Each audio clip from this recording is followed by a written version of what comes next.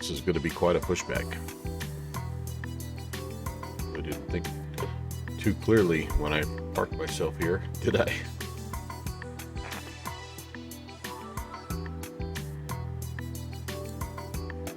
Edmund, what's going on, man?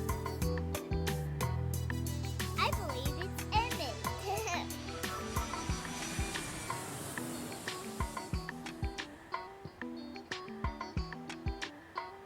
Nice to see you, sir. Good morning. All right, I got ready a little earlier than I thought. I got some running around done this morning, and now it's time for a little Bravo tour down to New Orleans. Getting very, very close to, in fact, I think we might be able to push and start here. Just hanging. Good deal. Glad you came down to hang out with me, man.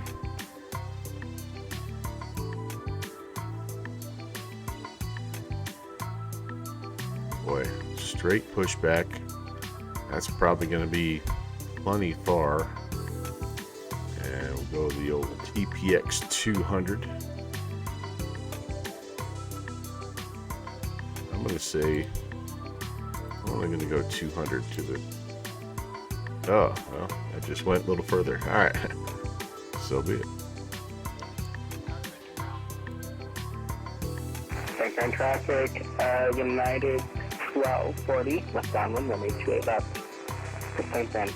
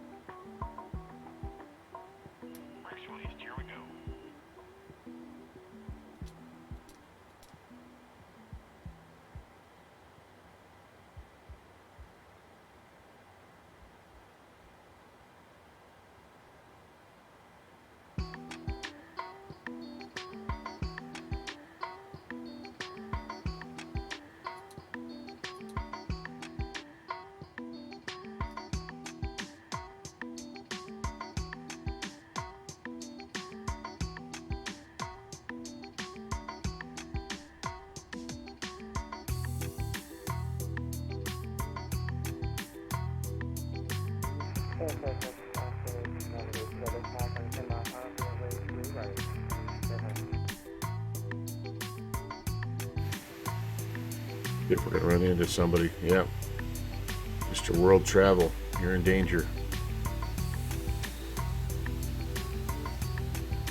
I don't think I can stop this pushback either. Can I stop? Current traffic, United 1214, it's going to be on a 12-mile final runway 28 left. Whoa, boy.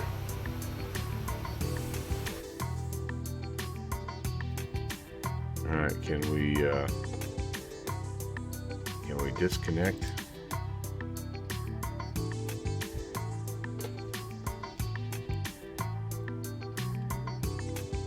Oh man, my frames. Oh goodness.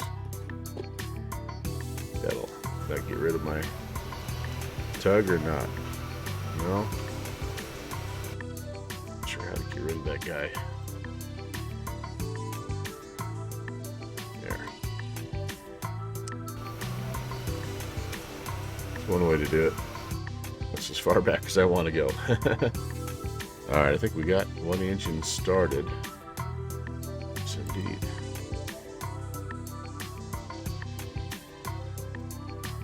And man, I'm hoping this choppiness lets up once we get going here. But man, I can barely pan around the cockpit right now.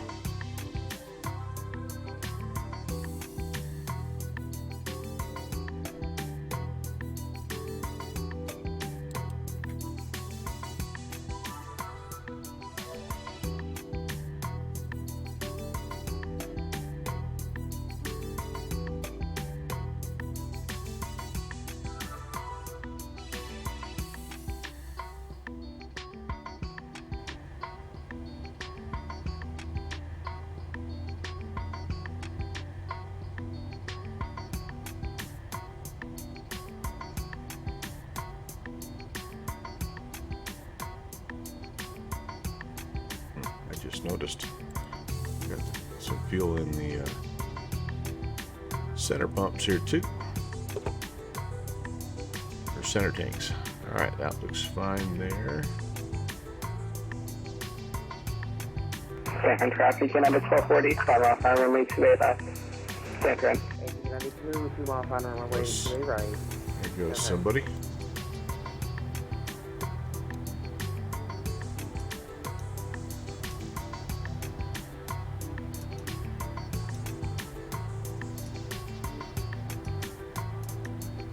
Alright, that'll work. That will work. That will work.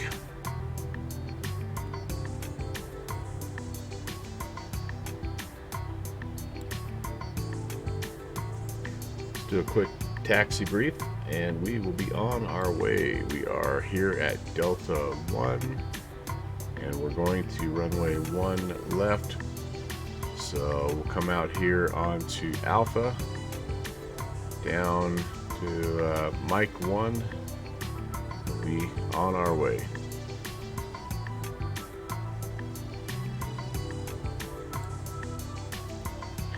Flight time today is about 3 hours and 40 minutes or so.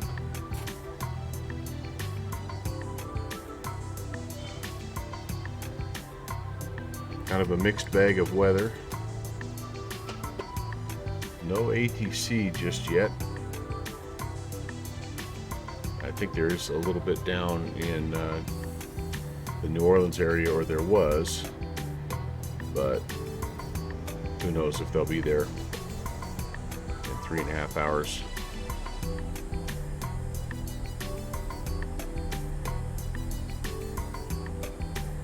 Seven traffic in under 1895, clear runway 28 right, hold it for the 28 left.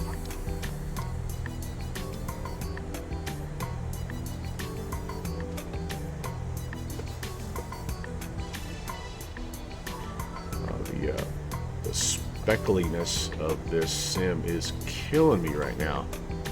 I cannot figure out what is going on.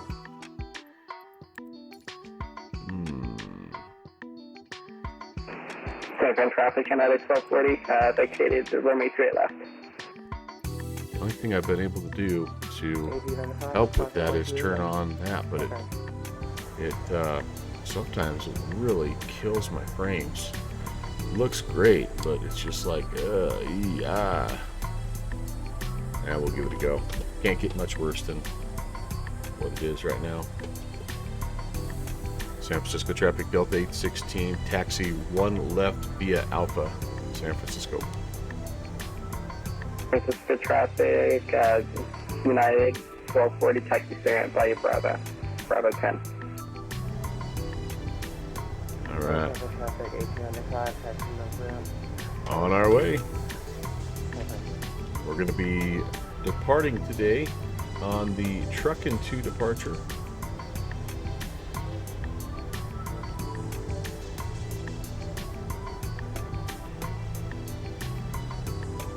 Whoa.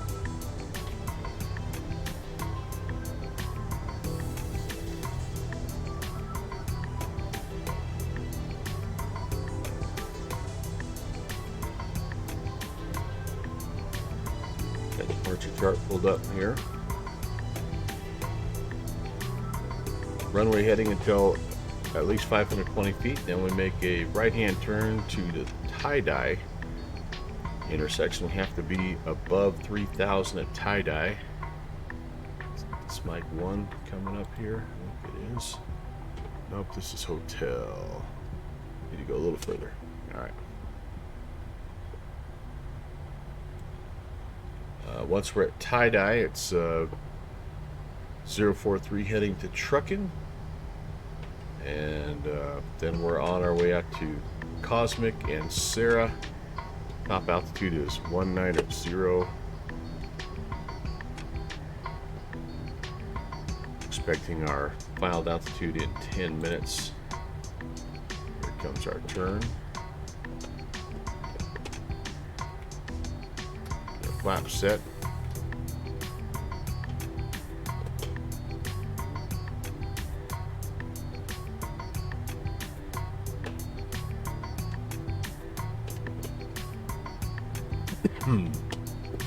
Excuse me.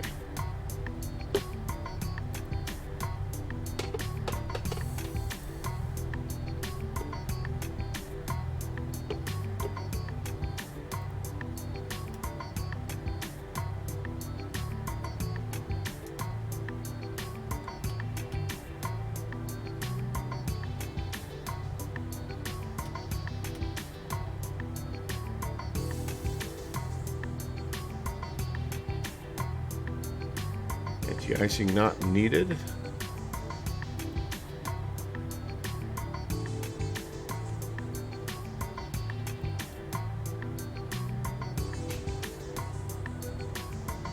Bring arm the heading.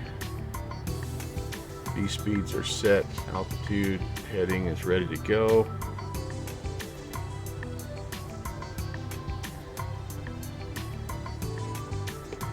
Yeah, I think we're just about ready for departure here, my friend. San Francisco traffic, Delta 816, departing 1 left, San Francisco traffic.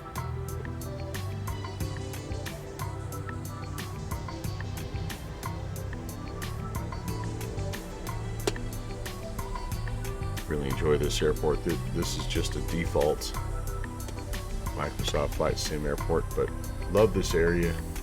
Unique, obviously unique airport setup with the converging runways and terrain and weather, and just a really fun place to fly in the sim. Goes departure. A bunch of guys, they're ready to go, I guess. I feel like that's maybe not, like that might be not real traffic. Has that got turned on somehow? Oh my goodness, let's see here. Traffic, aviation, real-time online. This is what I want, real-time online. Yep. Okay. Looks like we got somebody crossing here. It looks like we have a couple guys lining up, maybe more than a couple. I'm not hearing radio calls. Usually the guys around here are pretty good about making radio calls. So we'll hang tight. We'll let this guy cross 1 left, and we'll get going. Unless somebody else makes a call. Nope.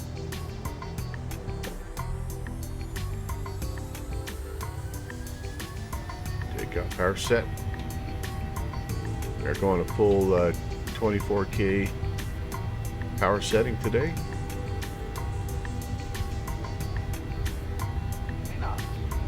Check.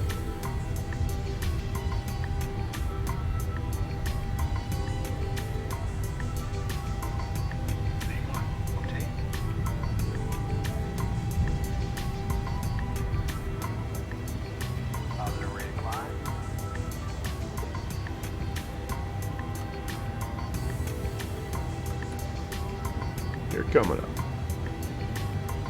Make that turn to the right.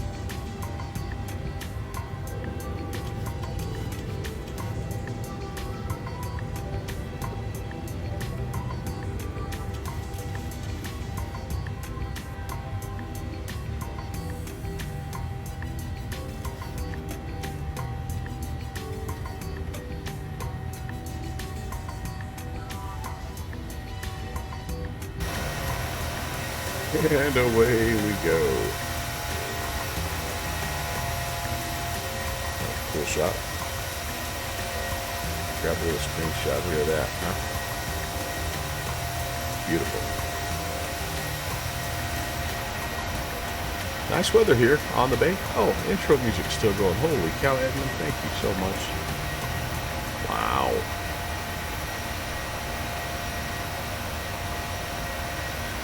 Thank you very much for letting me know that, Edmund.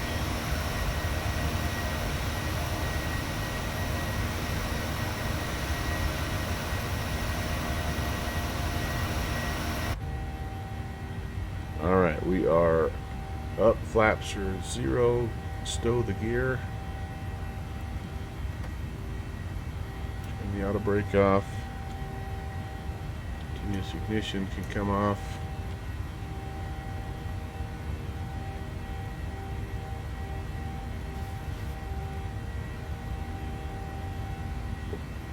And we are ready. Should be a nice flight. Looking forward to it. These Bravo tours are really fun. Ooh. There's some funky kind of sim pause right there. Oh boy, look out. Hello, JPC. Oh, hey, hello. Man, oh man, what in the heck is going on? Agent press to high. We are choppy McFrame right now. Whoa, wow. What in the world was that? Still is choppy. Loading up scenery here, I guess. Loading up the city. All that fun stuff.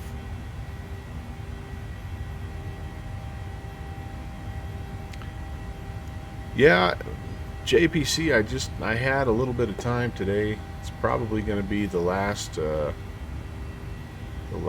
well, maybe not the last, but one of my last mornings, one of my last days that I'm just going to kind of have to myself. Tomorrow's kind of officially the last one when we have our event, which will be kind of fun. But yeah, I thought, what the heck?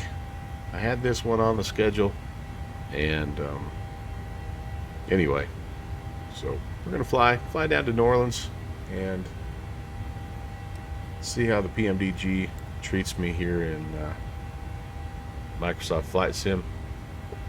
Texas boys, hello. Good morning.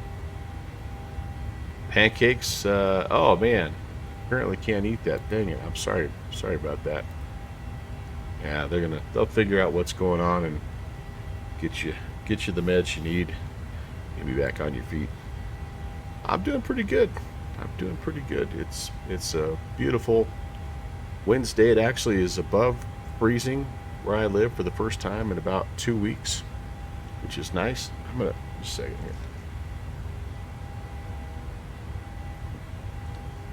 Give me a little bit of a headache there, but we've got weather coming, so I'm kind of hunkered down and just flying. Yep, the PMDG. It's the 700 variant. It's the first one they released, and other than a little bit of choppiness there on the climb outs, it's doing okay so far. Oh, just trying to read my hat. This hat, one of our hats that we had for football this year. So I've forgotten I'd had it on. I ran out today and did a couple of errands, and so I had that on. But it kind of hits my my headset here and gives me a little bit of a headache. All right, 370. That's our cruising altitude. We are through 10,000. Let's go ahead and landing lights, taxi and turn off lights are off. Auto brake and continuous ignition off. Our house. I'm flying San Francisco to New Orleans today. It's a part of a series called the Bravo Tour, in which my goal is to fly something to every class Bravo airspace in the U.S. Currently on our 10th episode, and I've hit about a third of all the ones we're going to hit, but been a lot of fun. Just flew a really long haul on our last one. We flew from Miami up to San Francisco in the 747-200, that beautiful Felis 747. And now we're taking the 7-3 back down to New Orleans. I'll give you a little bit more detail on it here in just a minute.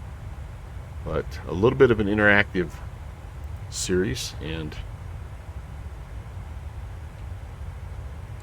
Yeah, it's been a fun one. It's been a fun one. All right, we are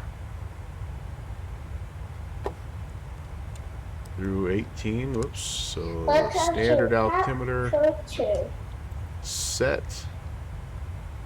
Appreciate the follow there. Our house 8.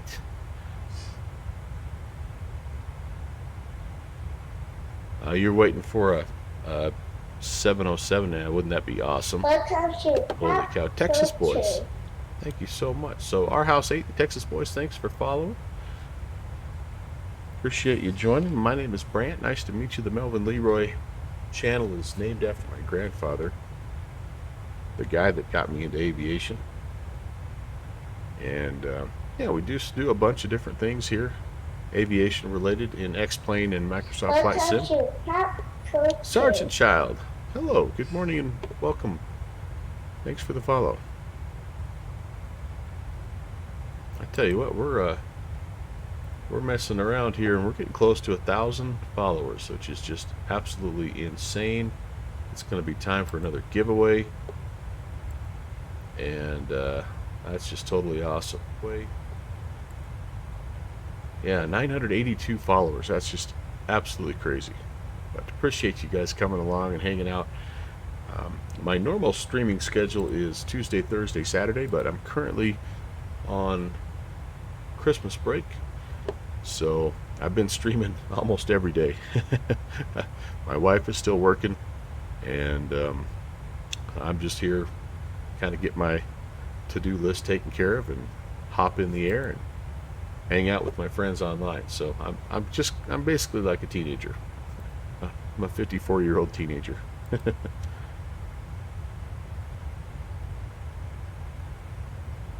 But do a lot of stuff in general aviation. Kind of my primary love, but you'll catch me every now and again in a vintage airline or in one of the more modern planes, kind of like this guy right here. The PMDG 737 was the very, very first add-on I ever bought in any flight sim. First payware add-on, all the way back in FSX days.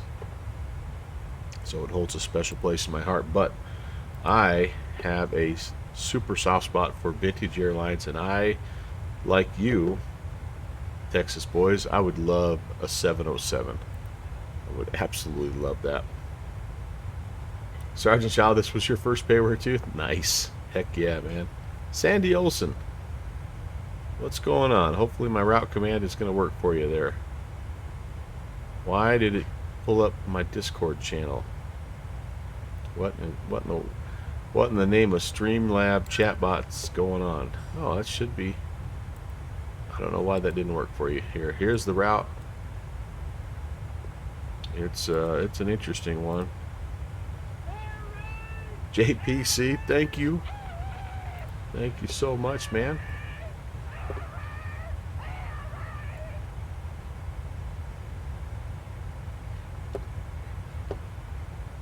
Is it true you can't host? Yeah, okay, you just were saying that. So no, that's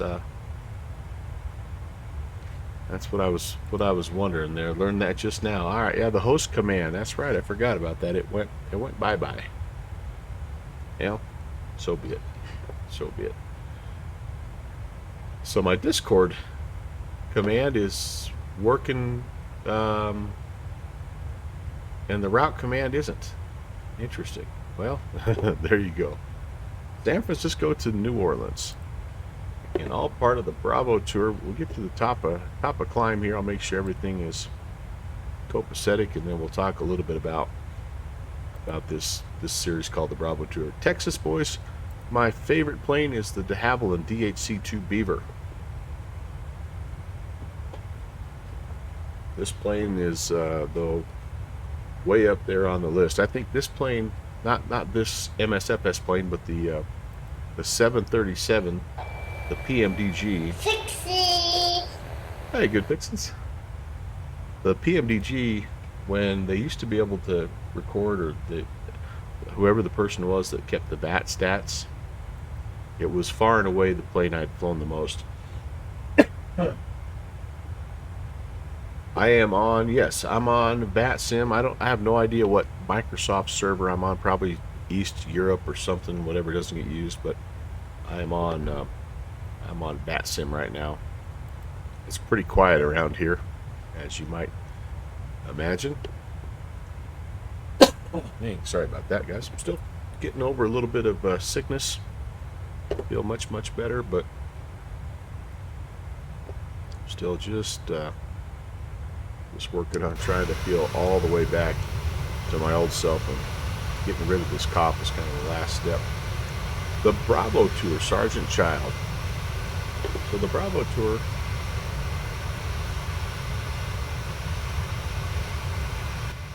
turn that down just a little bit. The Bravo Tour is an idea. Actually, it's not my own idea.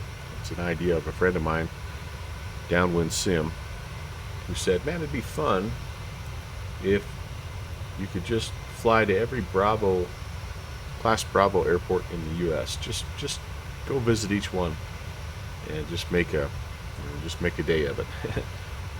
Well, you can't do it in the day, obviously, because there's 40 some, 48, I think, 46, somewhere in that range, 40, 38, something like that.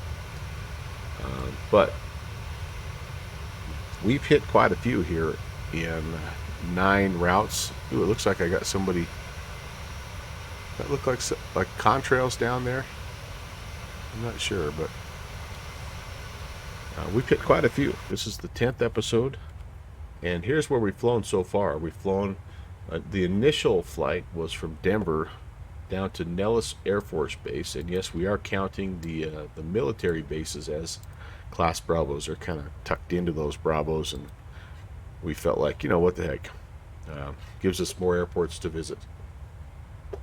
Texas Boys is in the Dark Star. Ooh, man, that won't be. You'll probably get there faster than it takes me to fly from San Fran to New Orleans.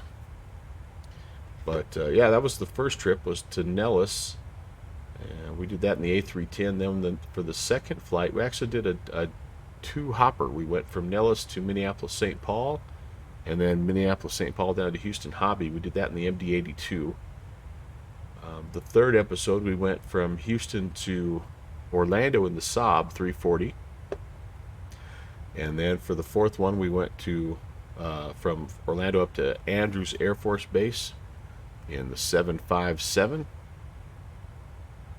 Episode 5 was Andrews out to Las Vegas. That was our first time in the 747-200, that vintage 7.4. For the 6th episode, we went Las Vegas to Seattle.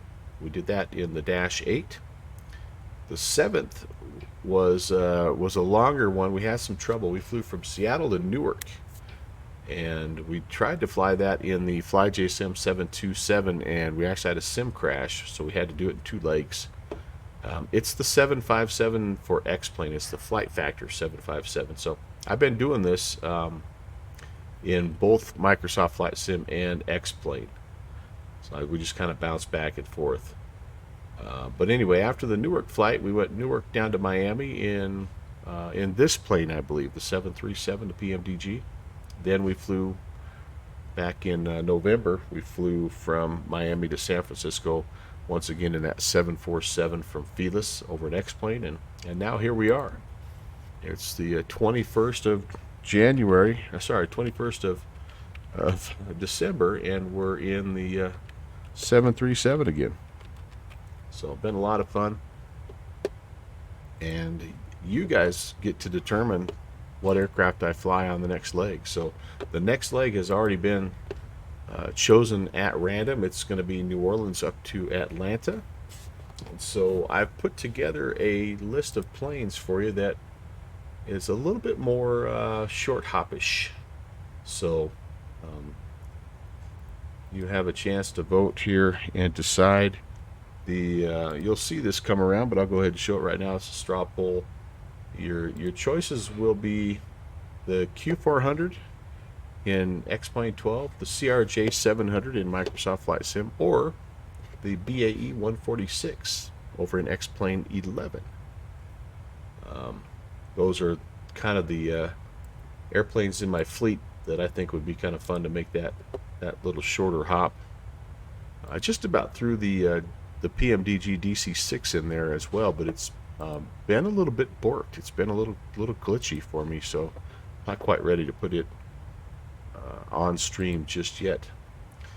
Would love to throw the Saab 340 back in to the mix.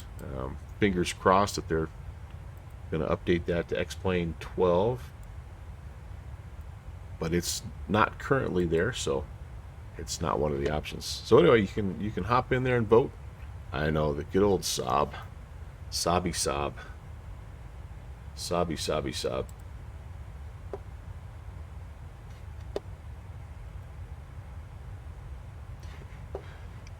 But yeah, so that's the whole idea behind the Bravo tour. We will draw, by the way, we kind of draw the wheel of names, random airport generator. We draw out ahead of time so we know where we're going. Here's the next 3 flights. They're already in the books here. We're flying, like I mentioned, from New Orleans up to Atlanta. Whenever we have a chance to do that next, that won't be until January, I'm sure. But then we're going Atlanta down to San Diego, and then back all the way across from San Diego to Reagan to DCA. So some kind of crossing the country types of flights. But those will be our next 3 legs, and we will spin the wheel of names to pick our next one. Well, the reason why we look out so far ahead is because sometimes we have sectors that are close enough together that we can do 2 in one day. We almost are able to do that with the next one, honestly. New Orleans up to Atlanta is a pretty short hop, but then the Atlanta to San Diego is a bit longer, so couldn't quite find a plane that I felt like we could do both hops where it made sense. So we're just going to take it one at a time on that. But like if we got, if we did something where we went San Diego to Reagan's going to be a single hopper. It's going to be an all-day deal. It's going to be 3+ hours. But if we went to like from Reagan to Philadelphia up to Boston or something, we could do both of those in one day. So we always try to look ahead as we're doing our random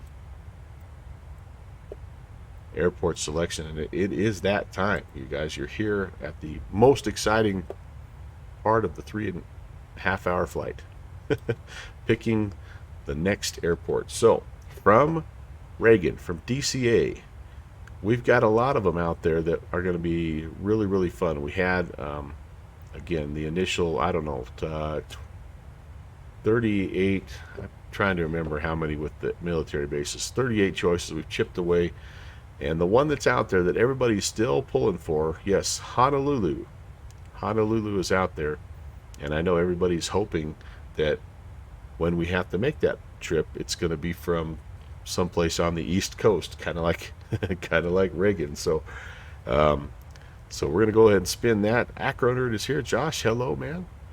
And we're going to see where we're going here after Reagan. So this will be a couple of sectors out, but let's find out if we're going to go to Honolulu. And oh, it's Philadelphia. So there we go. See, this is kind of why we do this. So we can go. So this is one where we could easily add on make a two-legger. So I'm going to spin again, and we're getting out there a ways here, but maybe we've got something where we can do 2 for the price of 1. And no, okay, MCI. That might be a nice little 2-hopper there. All right, very, very good, very good, sweet. Okay, so I will. I've got that on the schedule, and here in a it'll be a couple of months. We try to do one of these every month, and yeah, we still do have that possibility of Boston to Honolulu. Yeah, no luck though. You would think maybe we'd get lucky and do like LA to Honolulu, but you know what? So be it. It's gonna be it's going to be an all day thing anyway. So we'll just maybe by then I'll know how to fly the Concorde or something. um, all right, well there you go. There you go. We know what we're doing, and it's just a matter of carving out some time to do it. So that'll be fun. Maybe that'll be something like over spring break or something where we've got a little bit of extended time, kind of like we do today. These are a lot of fun, but it's pretty tough to fly a 4-hour flight after getting home from work on a Tuesday night type of deal. So load up the 7.4. Yeah, wouldn't even need max gross there, right? That thing, you probably could put enough fuel in it to fly from Boston to Honolulu and back to Boston. That thing will pack some gas, man.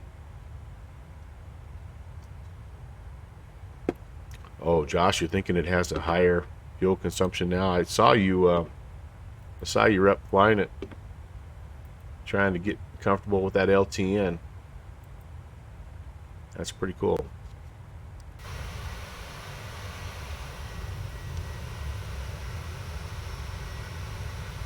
Ooh, gosh, you know what I don't know if I've done? I need to turn both of these on. Expect a little bump here. Wind shift. Sorry about that, passengers. There we go. And we should have some snow up here. LTN's nice. It is, isn't it? Very nice.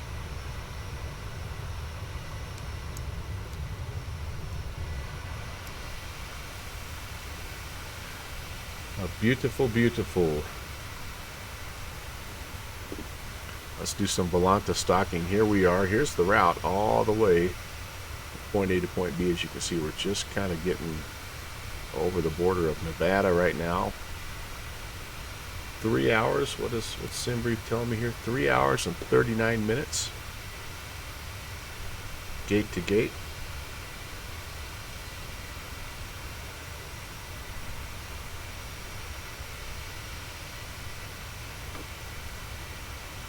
And anybody up? Anybody flying? I don't see any green airplanes flying just yet. Hopefully that means you're at work and I'm distracting you. Europe, busy as always.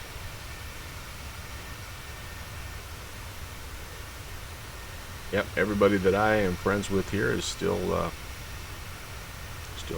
hanging out. That's all right.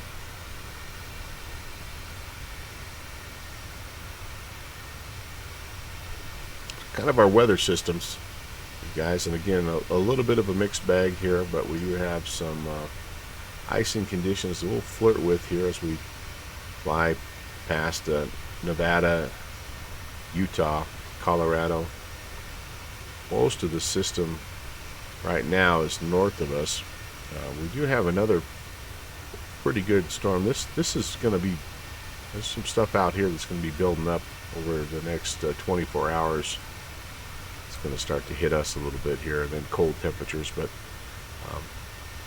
for the most part, not a lot of precip, but an awful lot of low ceilings, and going to be kind of interesting. New Orleans right now reporting overcast at 1,000, and Baton Rouge overcast 500. So there's a lot of low ceilings here as we get down to the southeastern part of the country. So we'll keep that in mind. Should be a fun approach when it gets time to be there. But hey, you can pin messages. DigiDriver, what's going on, man? Dates, figs, almonds, yep, all the above. All the above, sir. Welcome on in. Great to see you, buddy.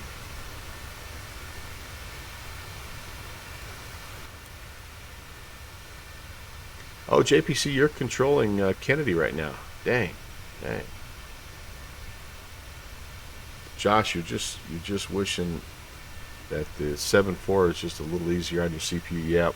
Yep. Performance is an issue, man. It's an issue. Thank you, Digi Driver. Appreciate you, buddy.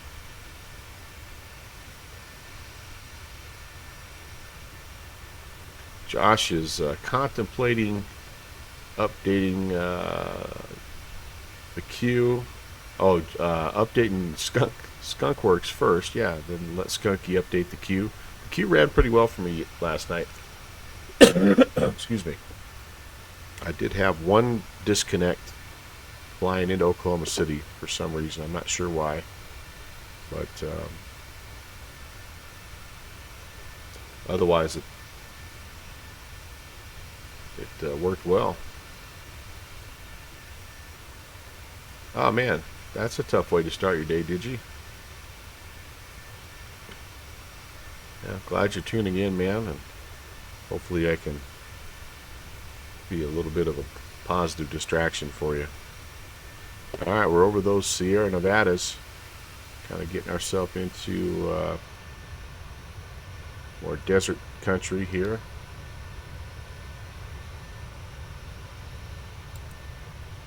Yeah, we're expecting a little bit of snow today, and there's some really, really cold weather in the next couple days. Highs are going to be in the negatives where I live, so that'll be fun. That'll be fun. So go fly up Kennedy Way if you're looking for a place to go. JPC is controlling up there. That's a good place to fly regardless, but get Mr. Sonante up there. It's a lot of fun.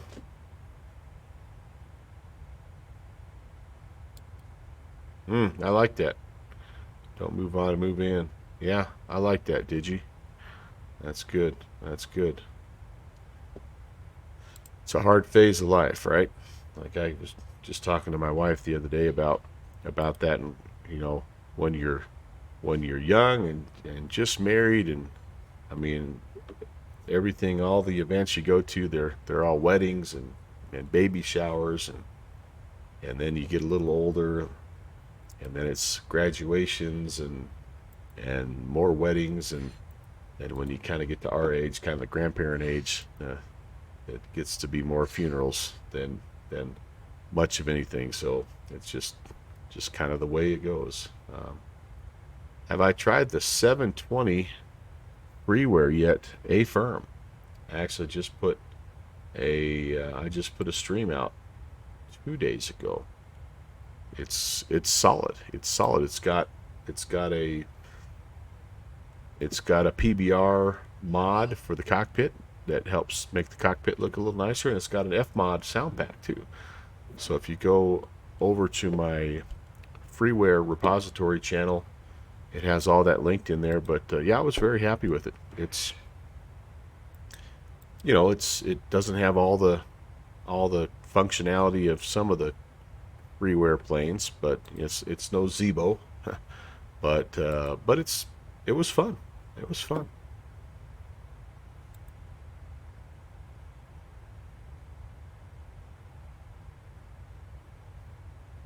Oh, I forgot about that. Yeah, I flew it. It worked well. That was kind of probably the most encouraging thing, is it worked well in X-Plane 12. But yeah, yeah, it's it's another slant whiskey jet. It's another vintage jet. It's really it's just fun to fly history. But yeah, I was happy with it. I'd like to do some more flights with it for sure.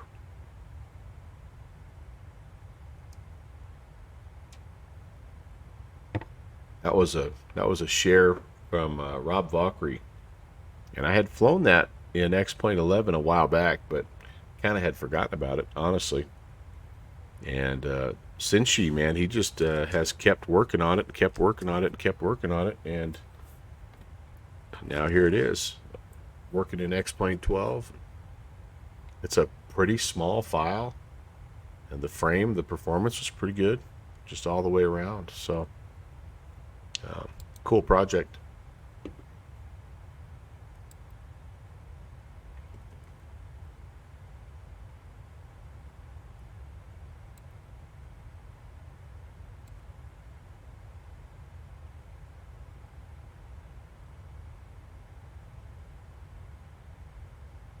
Scott, hey, Scott, it's go to my freeware repository channel underneath resources, and you'll see actually all three things lined up in order. You'll see the original, the base download, then you'll see the cockpit PBR mod, and you'll see the F mod.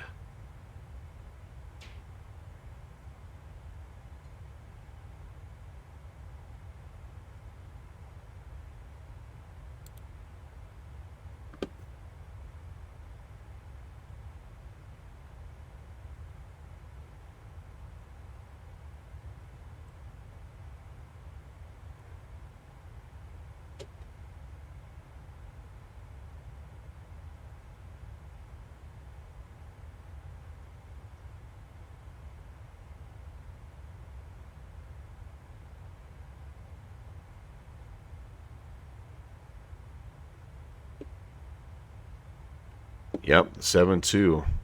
I kind of feel like I need to do like a little farewell tour with X-Plane 11.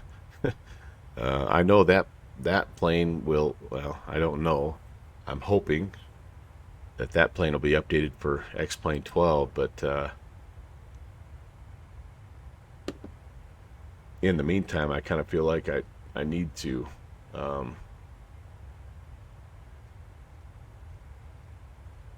just kind of go fly some of those old planes again. Break out that, break out the Beech 1900 one more time, and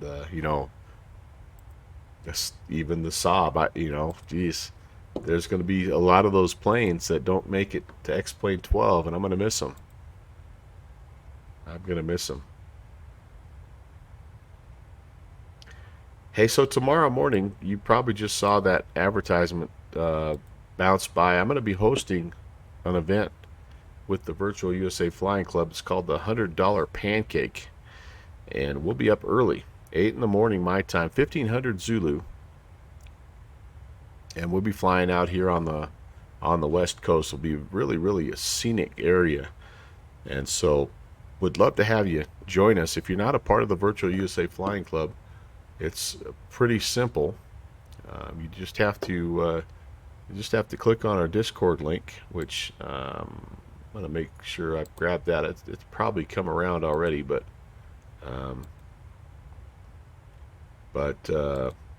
if you hop in, and you'll be directed to our little welcome portal.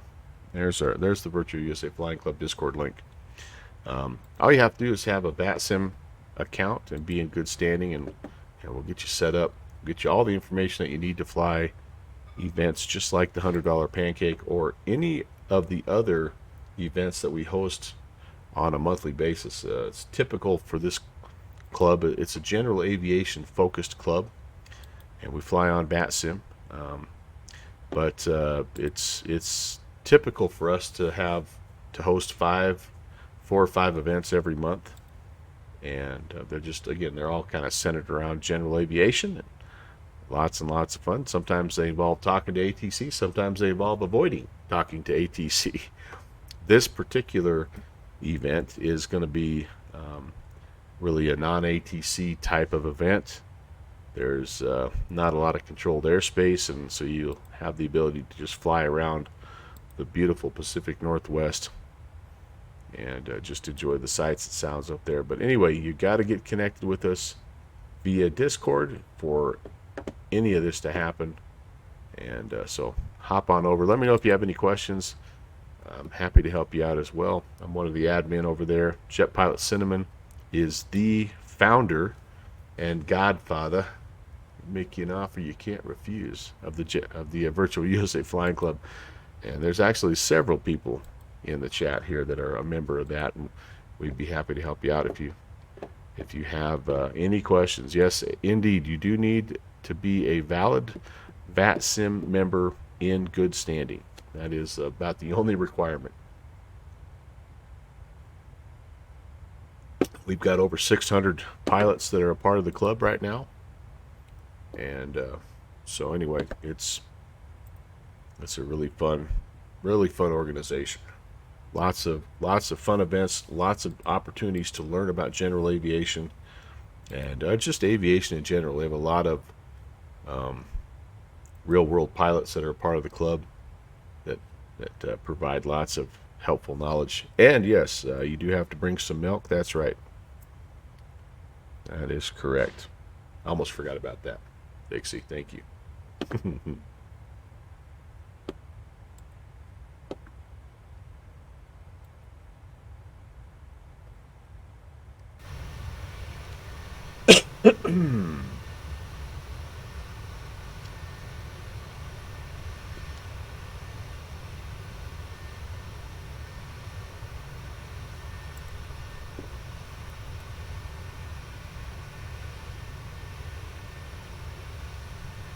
Midway through Nevada. As you can see, going to be cutting through Utah, kind of right here, the little southwestern corner of Colorado into New Mexico, down through Texas. We'll be there before you know it. I'm going to take a quick break. I like to take a little stretch about every hour when I'm doing these things. So give me just a couple minutes and I'll be back. We'll keep the fun going.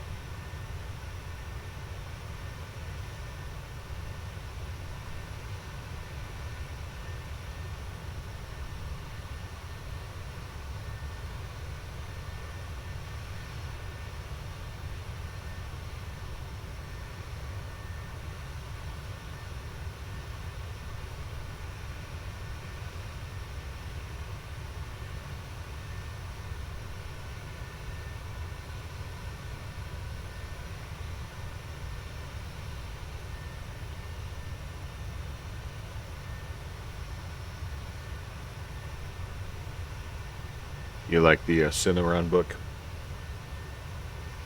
We are very well read, the junior first officer and myself.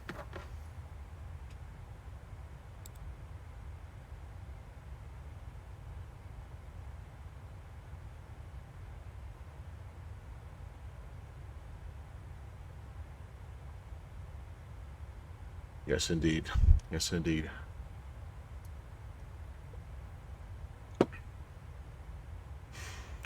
Well, what are we doing here? Do we have a little bit of a tailwind? Our ground speed, we're almost 500 across the ground. That's pretty good. Excuse me while I munch on a pretzel.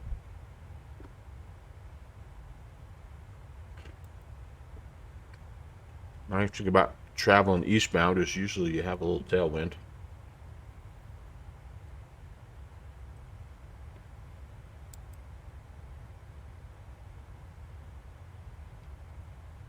Zorbic's having a sale. I wondered if we'd have some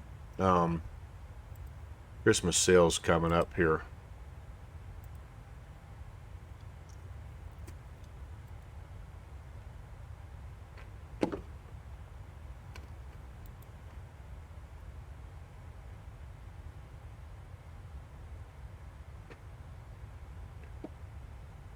Oh yeah, sure enough, look at that. 50% off, end of the year sale.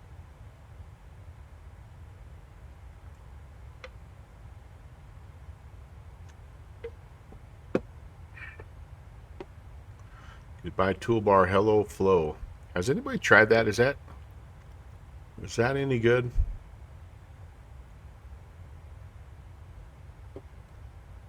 Right now the P40 is on sale at any, but it changes tonight at midnight. Ooh.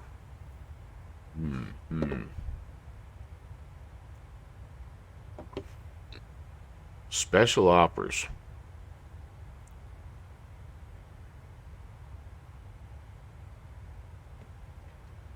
Man, they cover so much stuff anymore. I'm sure you can find something that you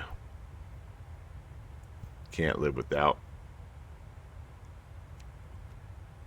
Look at all the scenery coverage they have. Pretty amazing. This one here, for some reason, looks interesting here. It's new, so it's on sale. $13, but this Unalaska, kind of a neat part of the world. I just love this Alaska area. This just looks like a really cool scenery. You missed getting the 310 yesterday. Yeah. King Ari just joined my Discord. Thanks, man. I look forward to connecting with you and getting to know you.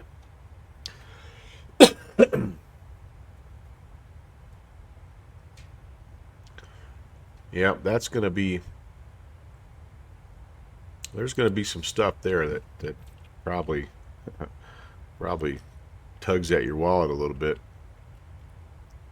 How about the org stores? The org store, I know they had a nice Black Friday sale, but are they doing anything yet? It's a little early. Yeah, just kind of the typical stuff that's been on sale here for a while. Nothing crazy. How about the Torque Sim? Where are they at? They're X Aviation. Yeah. Let's see about X Aviation here. Yeah, those Northern Sky, those guys do a nice job. Just kind of just like our type of scenery, right? Just those little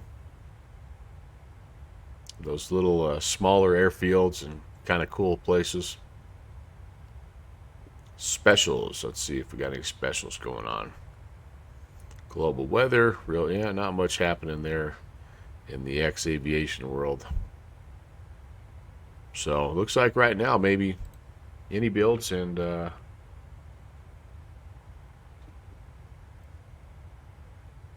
Orbix. You guys are all hacking my account now, aren't you? My password is ****. star star star star star star star capital star.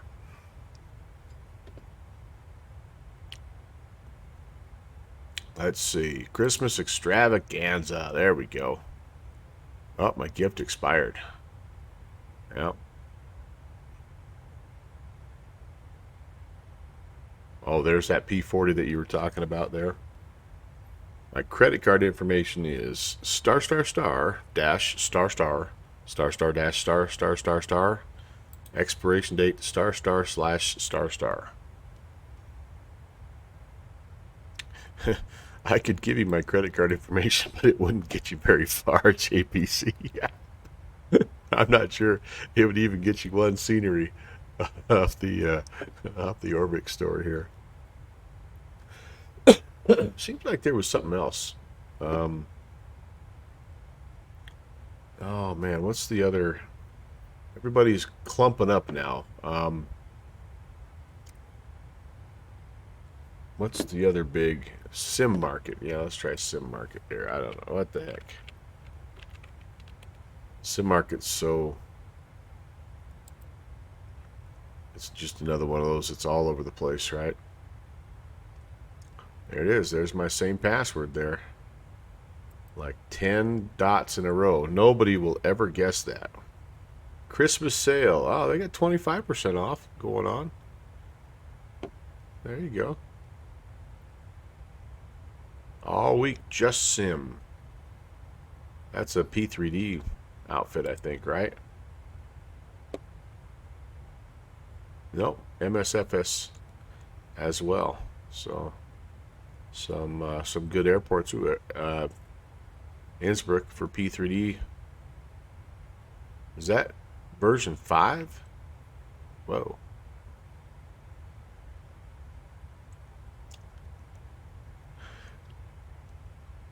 Yeah, they've got quite a few airports that they've worked on, don't they? Wow, that's pretty impressive. 30% off just about every airport in Europe here if you want it. Just keeps going and going and going. Wow, that's a pretty good sale right there. Honestly, not much in the X-Plane 12 world, I don't think. What do we have? Alfredo Vasquez. Switzerland for X-Plane. Swiss Topo. Yeah, a few things. Here and there.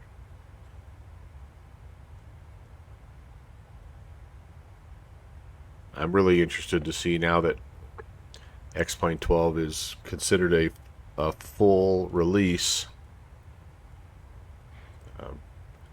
Maybe it's everybody can start to update their products. I'm hoping to avoid picking up anything new and just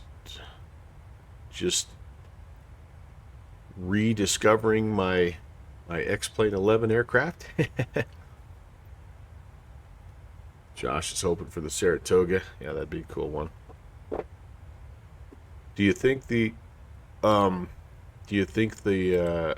to A aircraft is going to come out here before the end of the year? The Cherokee, is that what they're working on?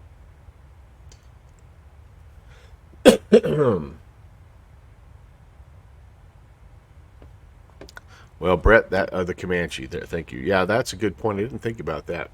Right before Christmas and all the devs are trying to get some time off. That's a very good point.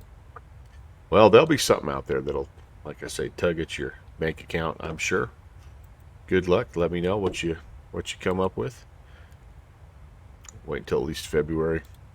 Yeah, that's good to see that they're back at work, though. I'm happy for that, and sad that they kind of abandoned that the project that they were working on before when they purchased the Aerostar and had the gear failure. I would have loved to have seen that plane. That truly is a plane I knew nothing about until the A2A guy started farting around with it, and then I'm like, that's a freaking cool plane, man. It was the fastest. I don't know if it still does, but at one time it held the record for the fastest twin piston airspeed,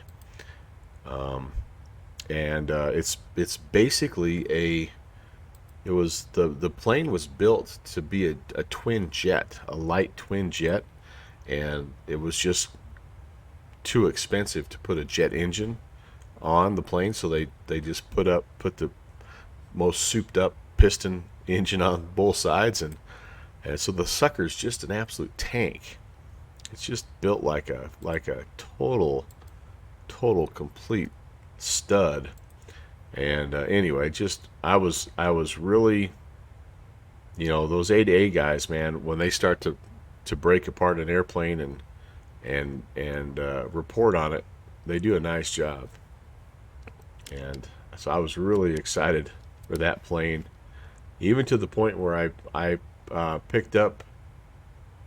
bought the Avia 71 for X-Plane 11. It was at Abandonware, and yeah, it kind of broke my heart. But anyway, you want the Saratoga, and you want that Mixmaster, huh? Well, that one's coming, right? That's the Thranduil. It's working on that 421, right? Is that the right one I'm thinking of, the Skymaster? Is that what the 421 is?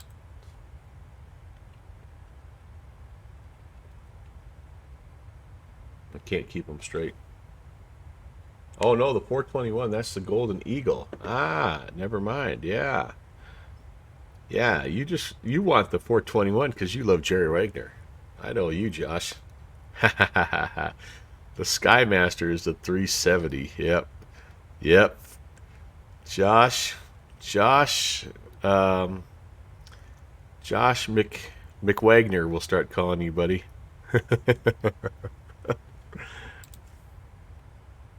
Thanks for flying. What's his tagline? Thanks for flying. Screw Jerry. Oh, Gerald. Come on, we gotta cut the guy a break. We're just all jealous of him. But I will tell you this, Josh. If you stencil in your name below the pilot's window, yeah, it's game on as far as us calling you Josh Wagner.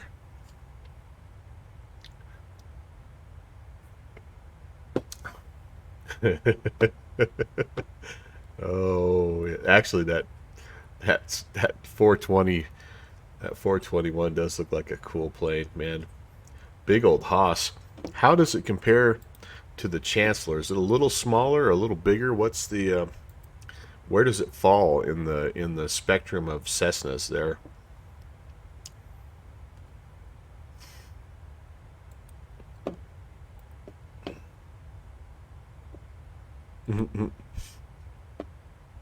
Well, and not only that, Josh, I'm putting it on YouTube for everybody to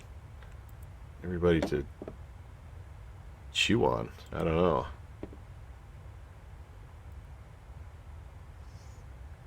Here's the group that's working on it. Oh, I thought you said. So are they bringing it to Fussy Pants, or are they trying to bring it to X-Plane, Josh?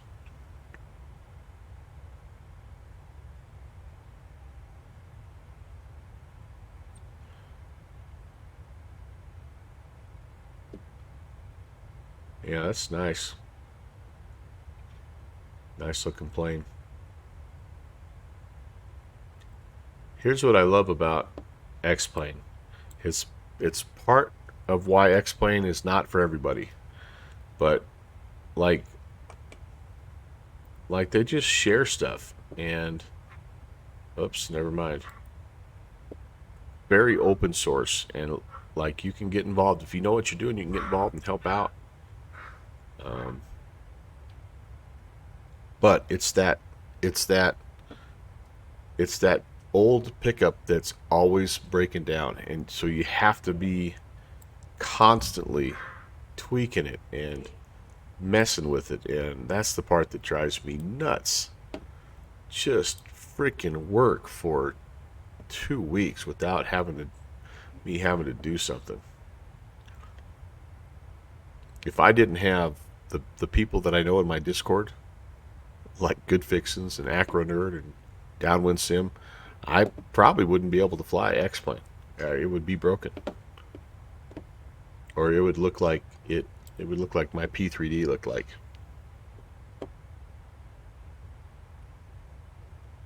Oh, hey, you're trying to get your some of your bat sim ratings there, King Ari? Nice. Heck yeah, man. Uh-oh. So they've gone silent. Oh, yeah, that's no good. They got all the easy stuff done, and now they're diving into the systems. And they're like, oh crap. Well, they could just go the captain sim route and just yank the guts out of, you know, uh, like the Chancellor or the 310 or something, and just call it good. All right, getting a fuel caution light. I think we're out of fuel here on our center pumps, so be turning those off as we go. What if you? I'm sorry, that was a question. What if you don't have a call number? You're new to being on VATSIM, so all you have to do is just have that VATSIM ID number. And so if you go like you can find it in a number of different places, like on XPilot. If you just go to settings, you'll see your VATSIM CID, and that's all we need. We just need to be able to verify that you're on VATSIM, because we do everything we fly on VATSIM. So it's essential that you are able to have that. And okay, good deal. So yeah, so you don't have to necessarily, if you're talking call number, tail number, just pick whatever you want, and we can always change that later. If, like, I had, when I first joined, I had a different number than I have right now. So just pick something. And yeah, absolutely, King Ari. That's a main focus of the group, is to help general aviation pilots become comfortable with their radio comms. And so, yep, 100%. We can help you out with that. Yep.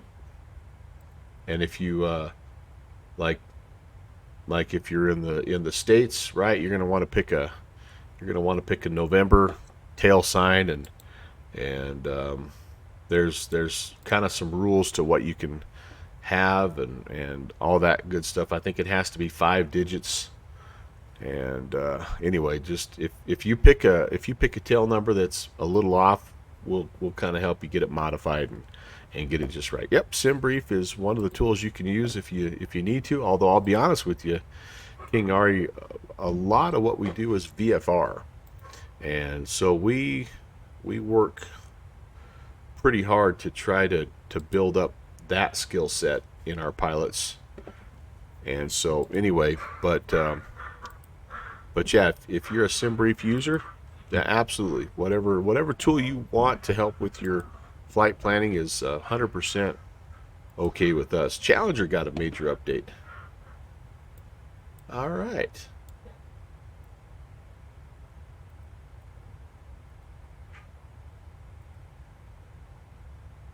So that's probably fully X-Plane 12 ready now as well, right?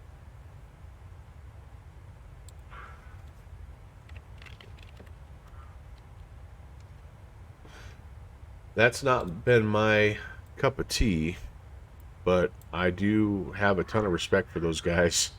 That's a fantastic looking add-on, and that's pretty cool.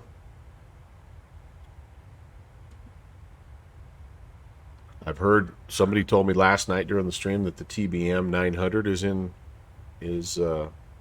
being updated as well, and I need the Mu 2. I need the Mu 2. Come on, Mu 2. Come on, Toga. Get to work, you guys. I held off buying that sucker, and then it was on sale on Black Friday, and I bought it, and I freaking love it. Oh, the TBM's in beta. Ah, very nice. Very nice.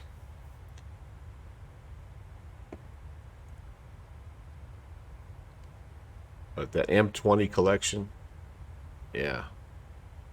Oh, the Challenger. I got you. I got you. He just started working on the TBM. Gotcha. Yep. Cool. Cool.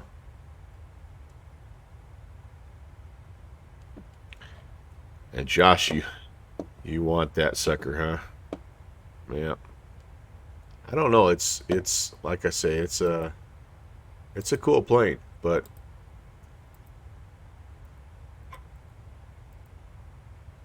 I just like for me, any plane that's over $100, it's it's. Hey, Ori. Hello, hello, hello. Welcome. If it's a plane that's going to cost that much money, it's got to be one that I like. It's on my favorites list, you know. Um,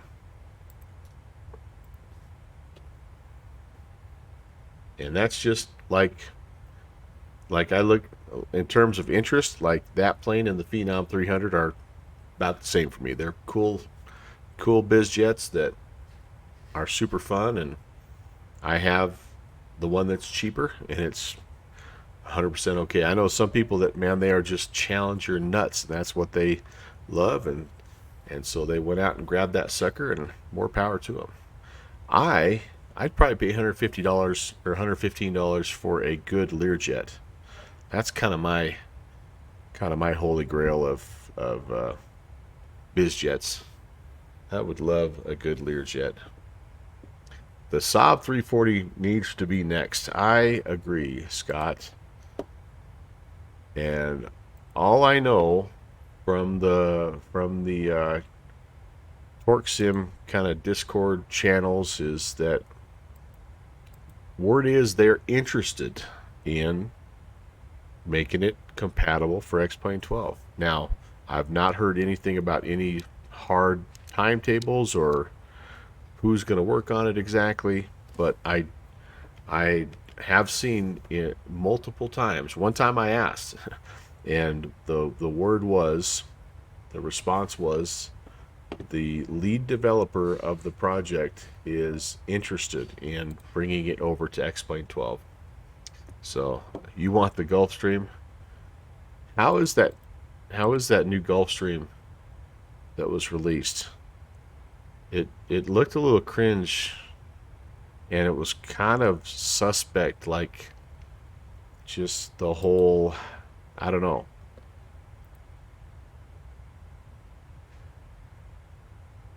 The Gulfstream is another cool biz jet. There's lots of, like there really isn't a biz jet that I don't think is pretty cool, and I wouldn't, you know, like it'd be fun to have, but man, it's just only so many dollars in the day, right? A beach jet, yeah, you flew a beach jet, didn't you, JPC?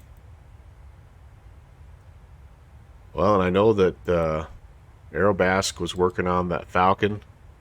I don't know if it was the 70 or the 50.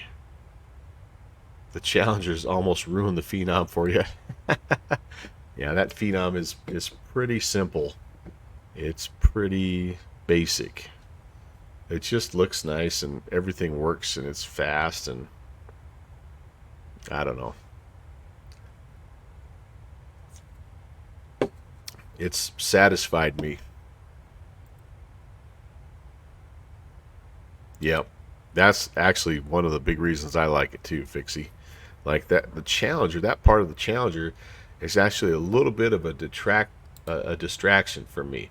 Like I get the whole FBO immersion thing, like it's sort of a little bit like the reality expansion pack kind of, you know, stuff, and but sometimes, man, you just want to get in and fly.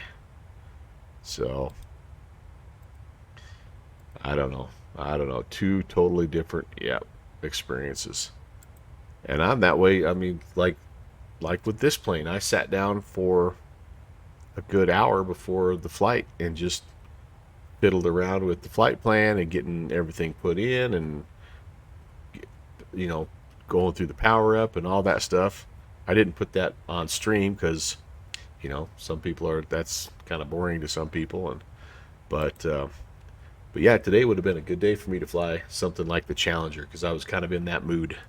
Like I want to do a lot of setup. Like when you want to fly the Boeing 747-200, that fearless bird, man. You just got to have you got to have an hour before the flight, and you got to have a mindset of I'm going to dive in and get that sucker done right.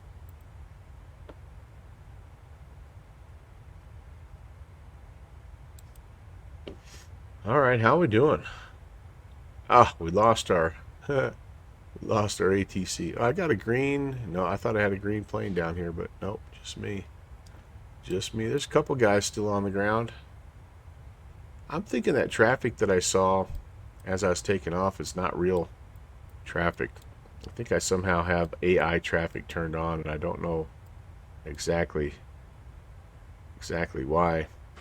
Hey, by the way, speaking of Utah, we will be in, where are you here? Hanksville. Might be close to Hanksville. Bryce Canyon. All right, let's do this. There it is. There's Hanksville. We'll be back in Hanksville for the January Bush League Backcountry Fly-In. So I am putting the finishing touches on the scenery package.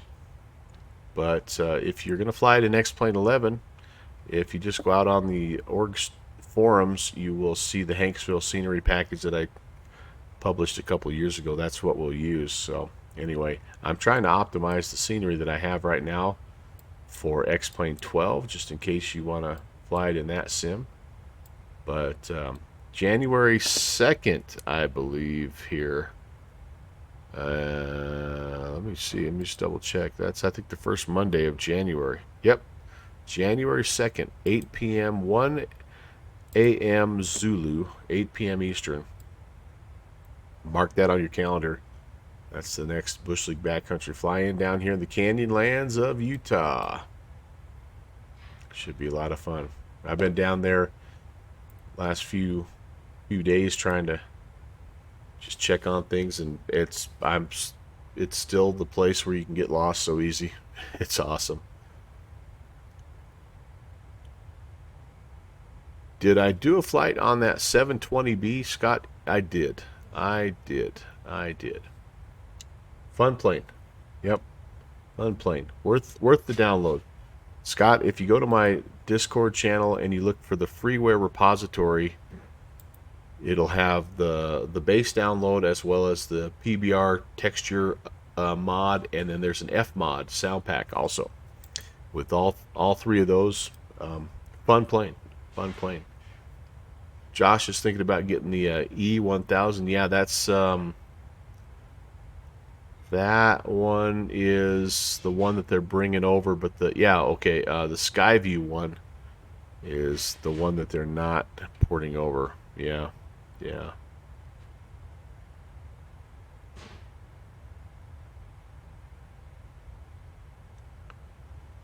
So Scott, I do have a VOD out there for my flight. I think I flew it on. When did I fly it? I fly that on Monday. It doesn't. The version I flew has the cockpit mod, but not the sound mod. So what you'll hear is kind of clunky sounds, but not bad sounds. But the F mod sounds are a little better for sure.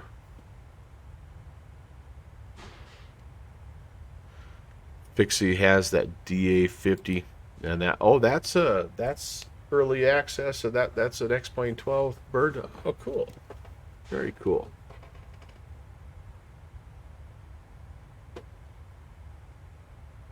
And that's pretty similar to the 62. Gotcha. The DA50 is just a single, right? It's not a twin.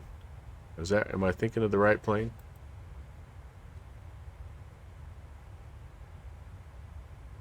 Okay, yeah. But the updated textures and things like that. Cool. Cool.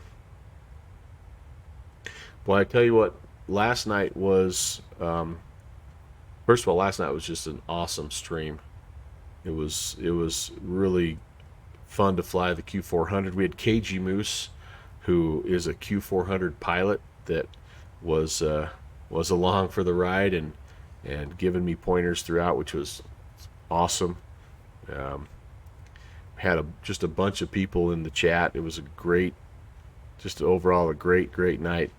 Um, but one of the things that really stood out to me was when we came down and landed in Oklahoma City, just how nice the night lighting looks in the airports, and how the taxiway lights and the edge lighting and stuff like that just really looks.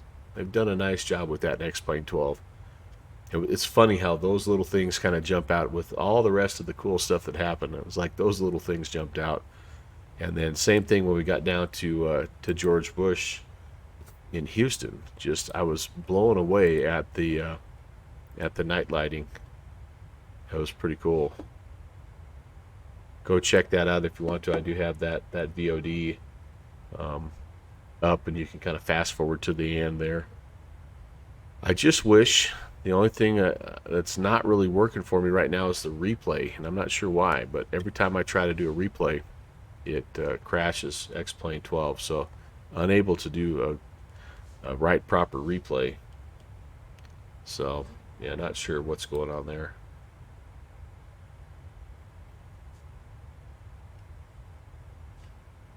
So you see a little message about my stream schedule. I might as well talk a little bit about that before I forget.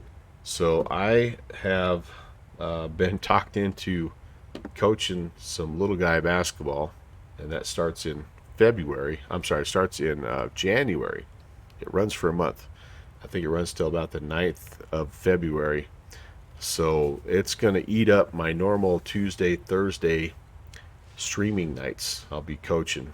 So I'm not exactly sure what my schedule is going to look like. Really starting probably Friday of this week when I have family in town. It's going to be a little crazy. Then moving forward, coaching those little guys. So what I'm going to try to do, I think I'm going to try to shift and do like a Monday Saturday stream, and just try that out for a month or so, and see how that goes. Monday's a really fun night to fly on VATSIM.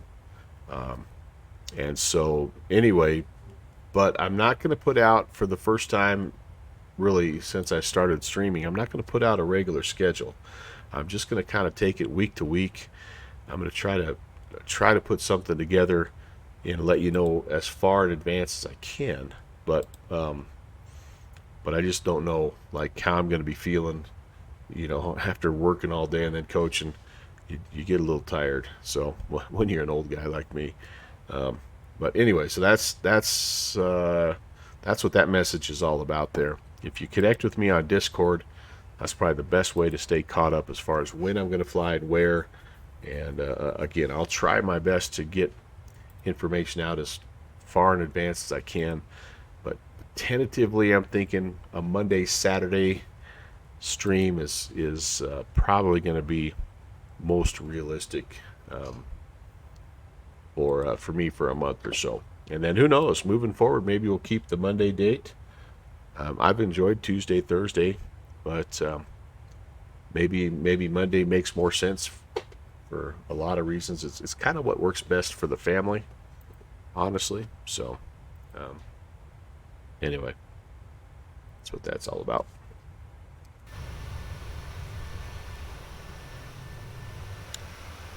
Boy, it is clear and crisp out right now. Holy moly.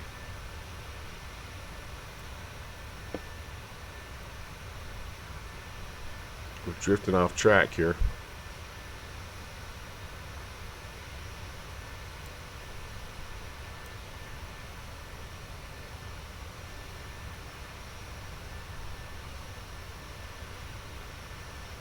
Not much ATC. Middle of the day on a Wednesday. Not super surprising on that. Potato Fly. Potato Fly 90. What a great name. Welcome. Thanks for the follow.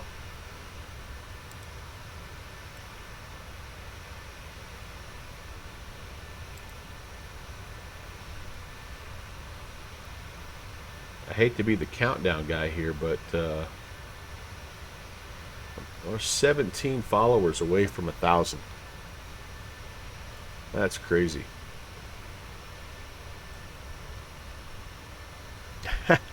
This does look a little stubby, doesn't it? This is a 700, so it's not the smallest, but it is definitely quite a bit smaller than the 800.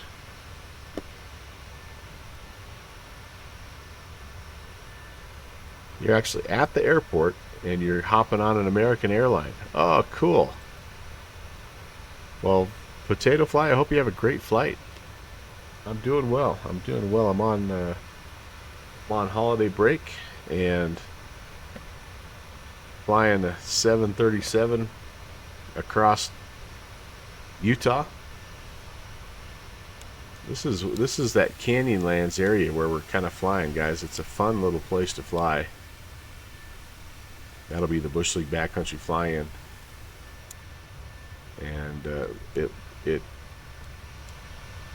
flight itself is designed, as you guys know, designed for X-Plane, but it really looks pretty good in Microsoft Flight Sim as well. So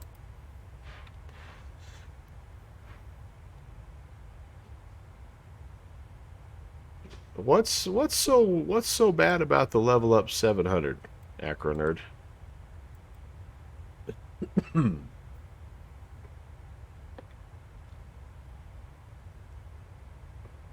I downloaded those a while back and kind of liked them. I mean, it doesn't have like an EFB, and there's a few things that still need worked on, but overall, it was. I thought they were all right.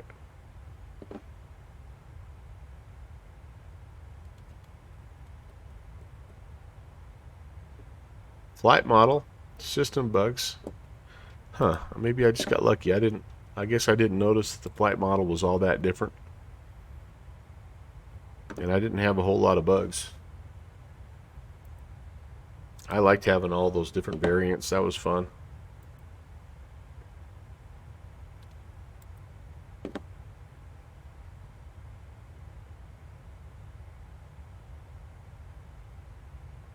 Oh.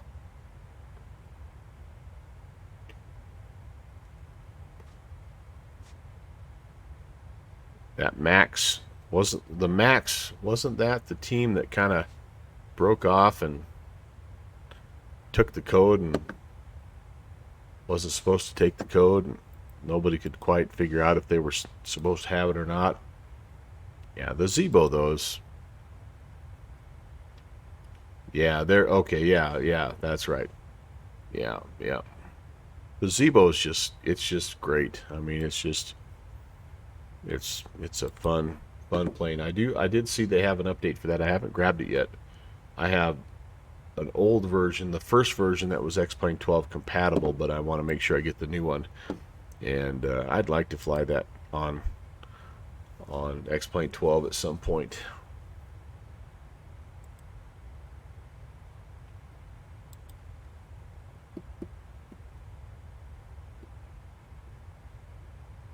They've done a really nice job with that.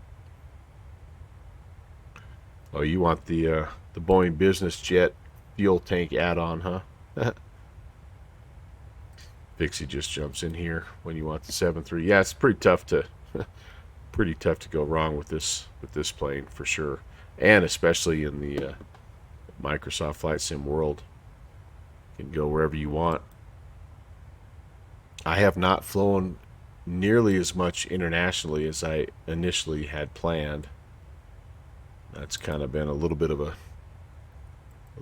shortcoming, a little bit of a fail for me. I'd really thought I'd be much more international, but just haven't. Just have had fun flights here in the States and just haven't felt the need. I had a flight in Germany planned last week, and it just didn't feel all that great. It's kind of still coming off my flu, and so it's a great airspace. Love flying over there. I really do. It's a little intimidating, but once you do it a little bit, you kind of start to get more comfortable with things. Just like anything, the guy just would go over there, you know, once or twice a month. You'd start to get feeling pretty good about the various airspaces. Or you, oh yeah, man, that's you like that 800 variant? Nice. Yeah, it's PMDG's done a nice job.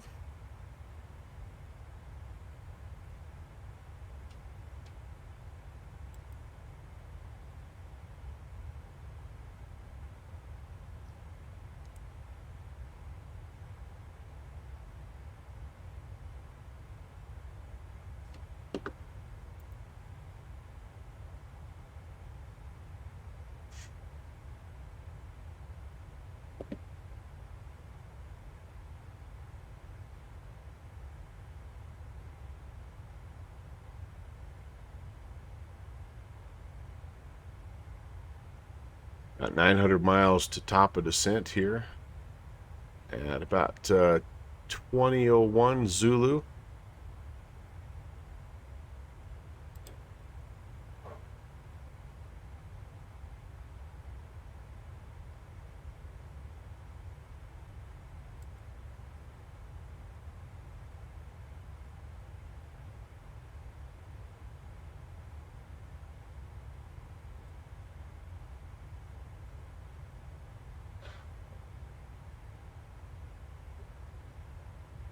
True airspeed's dropped a little bit here, about 430 now.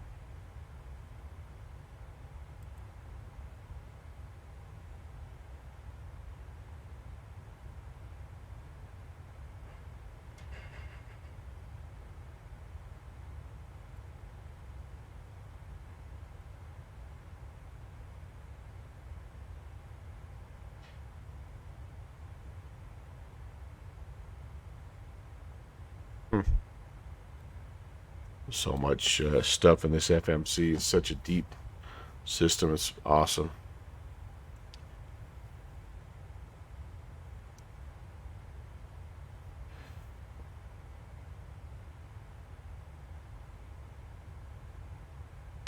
Or he's talking about, yeah, just learning it. It's it's one of those planes that you can jump in it without a ton of deep systems knowledge and make it work pretty well. But the more you understand the plane, like it's just really fun to watch flight deck to sim or um, oh shoot, I'm gonna get confused. I don't know if it's black box or um, no heck, off schedule descent. Anyway, those guys that are real world Boeing 737 pilots, man, there's just so many cool things. Um, you could just spend a lifetime learning that. But Fixie, you like that BAE 146? I have it and I absolutely love it in X plane.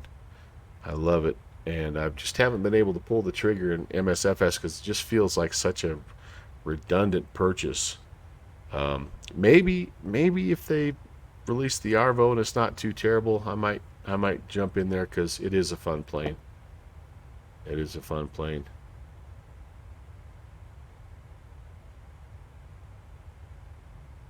Whoa, what is this? Good fixins'.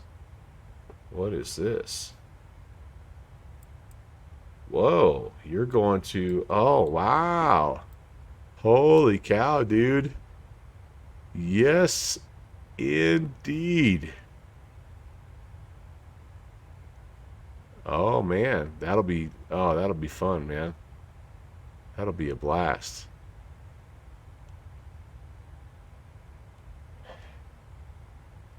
Huh. I'm jealous, man. I am jealous.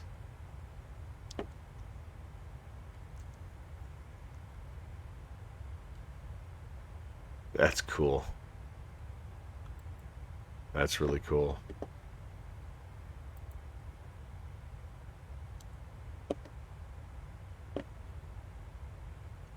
Well, I expect a full report, Brett. A full report.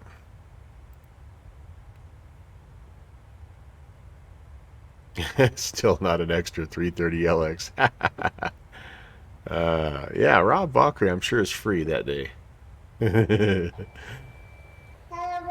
Back to me. Welcome, Rob. Good morning. Rob, you'll sit back there in the jump seat, right? Rob's got full sim experience, full sim cockpit experience there. He flew with Tree Fox. So he would be a good guy to have along.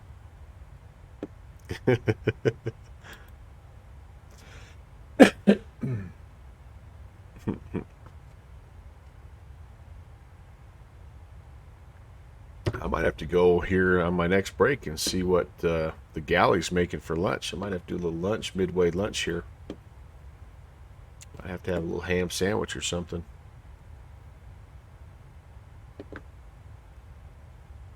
Maybe a salad. I was a good boy, I'd eat a salad.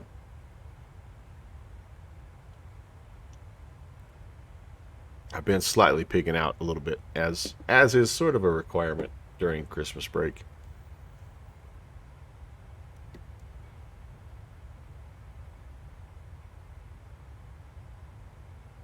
Yeah, Michael's setup, man, that Felicity is pretty awesome.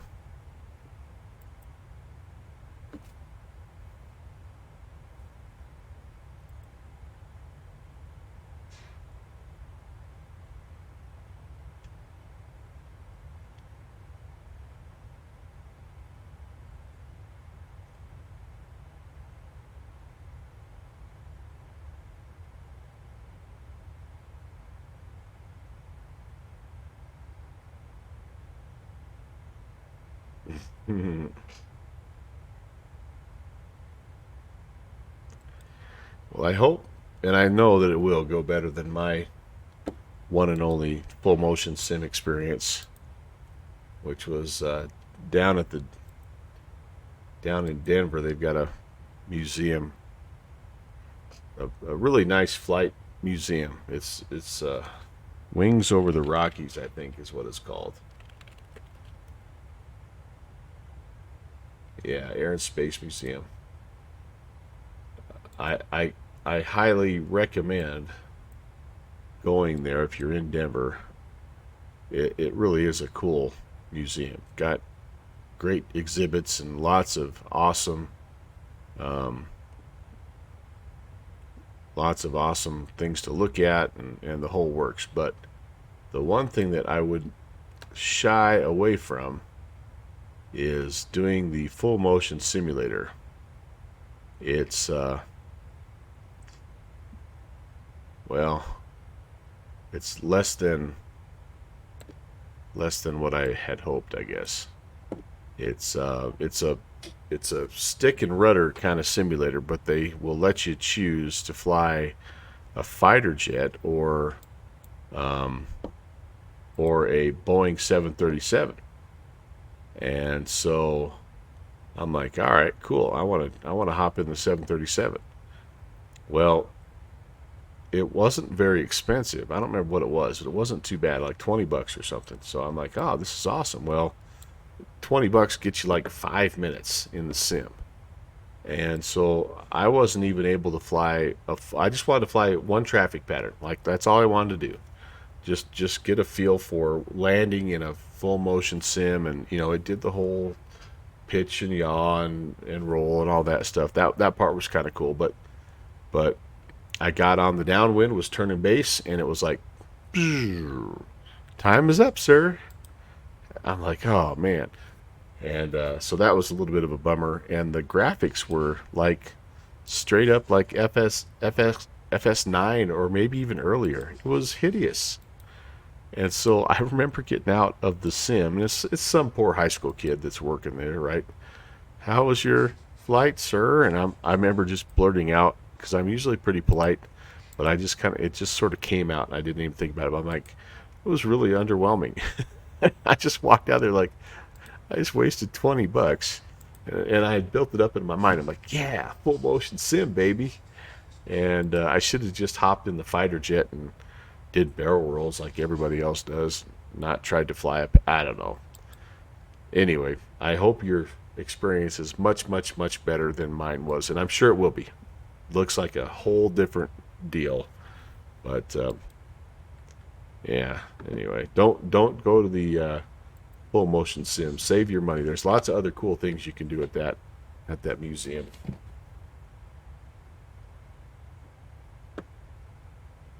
Ooh, now there you go. That would be amazing.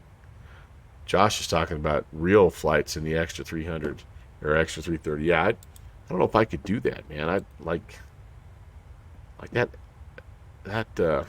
acrobatic stuff. I'm not sure, man. I don't.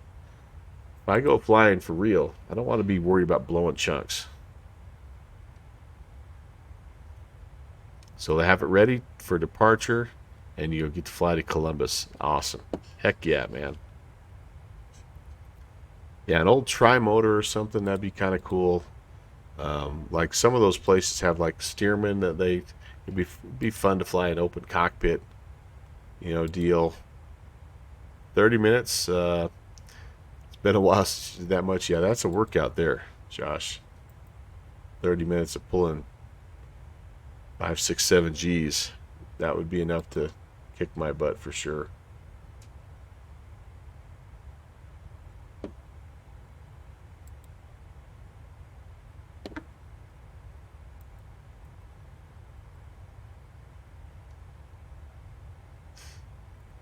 So if you're just tuning in, by the way, this is episode 10 of the Bravo Tour. We're on our way from San Francisco to New Orleans in the PMDG 737. Our next flight in the series is going to be New Orleans up to Atlanta. And I do have a straw poll going right now that allows you to choose the next aircraft that I'm going to be flying. And you have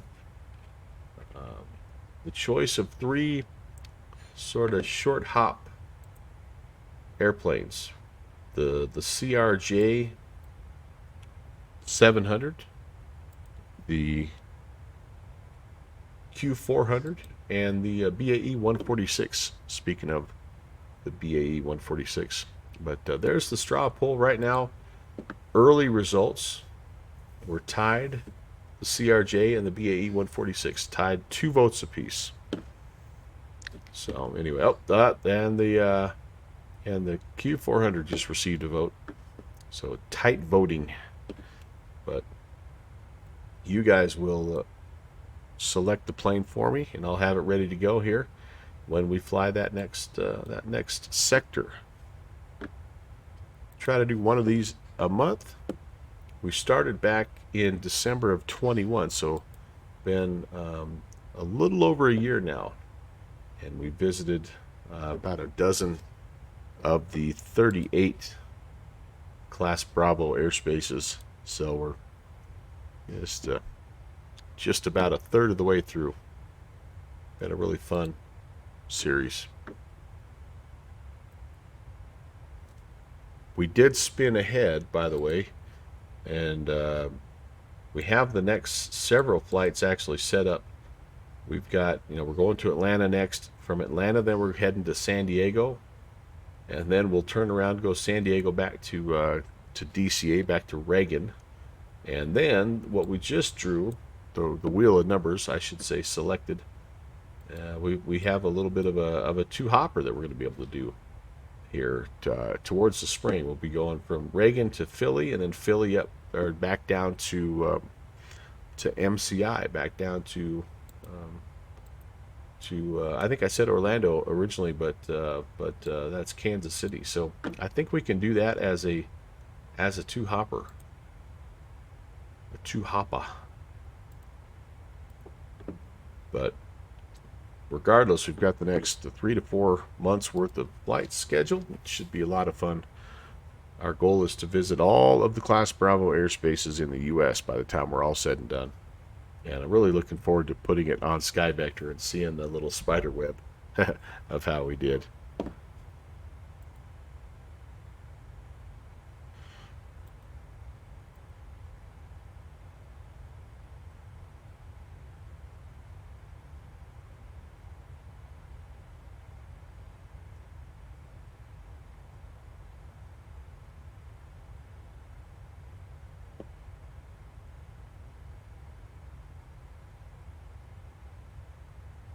I tell you what, we're closing in on the halfway point. I don't know if we're quite halfway, but we're getting pretty close. But it's also been about another hour or so. So I'm going to take my typical stretch break and go grab a little something to drink, maybe a snack. It's kind of lunchtime-ish. Make sure I don't have any ATC. Now I've got some tower and ground at Denver. That's about it so far. Yep, just about halfway here. Just about halfway. So, yeah, give me just a few. I'll be back, and we'll continue on our way down to New Orleans. Be right back.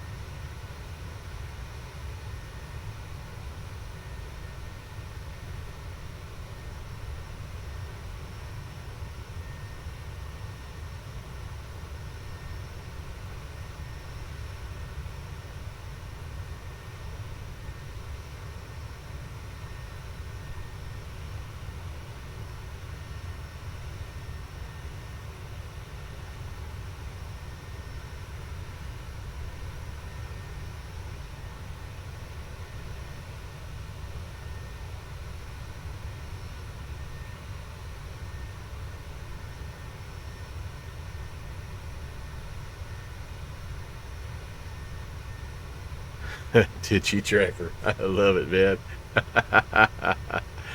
Oh, that's awesome. Use the code fanboy.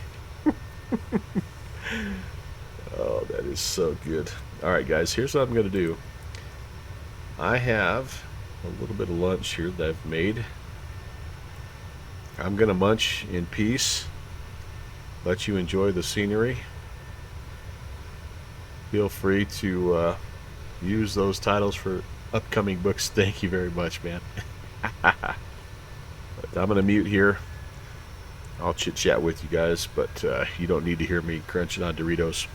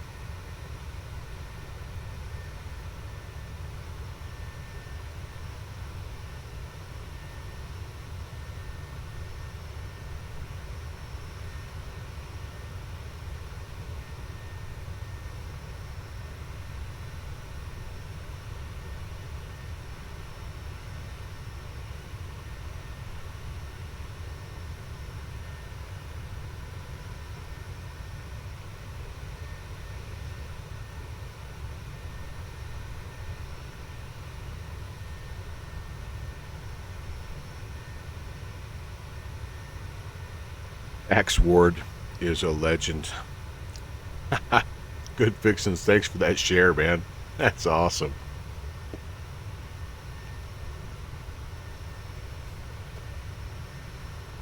Yeah, I'm just looking while I'm eating my sandwich here, and I saw that on my Discord. I'm like, holy cow.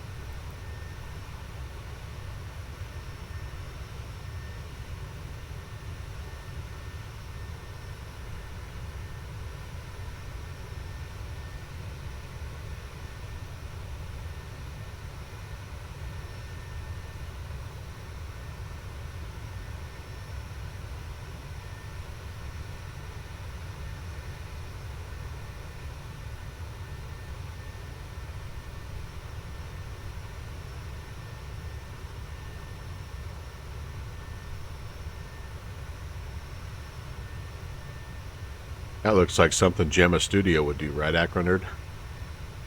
I see Jeffrey going like, it could work.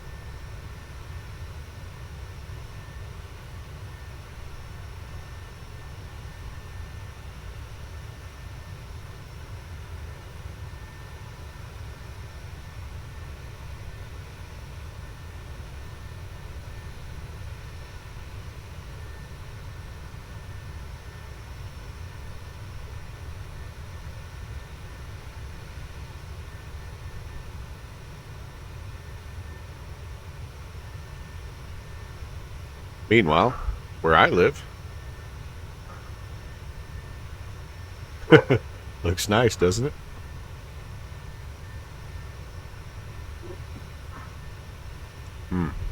Getting a little bit nasty out. My dogs say hi, by the way.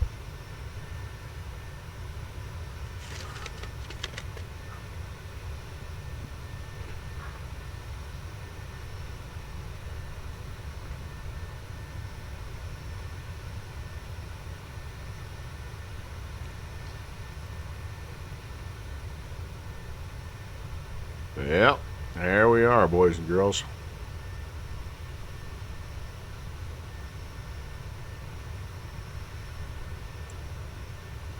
As bad as we're going to get it, the plains are going to just get hammered. Southeastern corner. Just going to be nasty all the way around. We've got a bit of a natural weather break where we live. You can see the mountains here. Kind of hard to see, but we've got the Wind River Mountains that run right west of us, and so this area in here is called the Wind River Basin. And a lot of times what happens is the weather starts on the western side and rolls over the top of those mountains, and it doesn't kind of rematerialize until it's actually past us a little bit. So we have fairly mild conditions here, but this storm is kind of doing something a little different. It's on the east side, and just kind of dumping on us right now. That's not usual. When we get the really, really big snows is when the wind comes around from the east, and it comes and bumps up against these mountains, and then we just get hammered. That doesn't happen very often. But this is a system that's sort of materializing just right over the top of us here. It's interesting. Anyway, that's going to make for a long day of shoveling.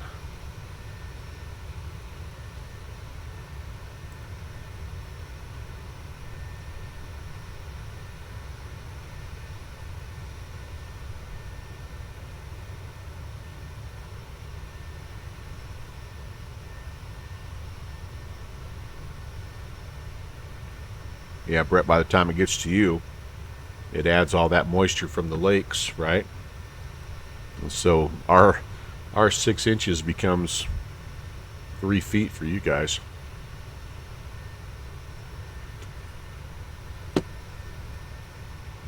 Yeah.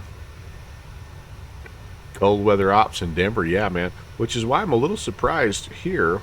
It's not really showing anything real world weather-wise. But it might just be a little north of us. Yeah. That's quite a bit north of us, so this is kind of where I live, kind of up in this area here. And we're down here, so yeah, Brett, you've got a system already kind of heading your way. Second system kind of backing you up, and then here's number 3. Little 1, 2, 3, little Ohio 3-step there, buddy.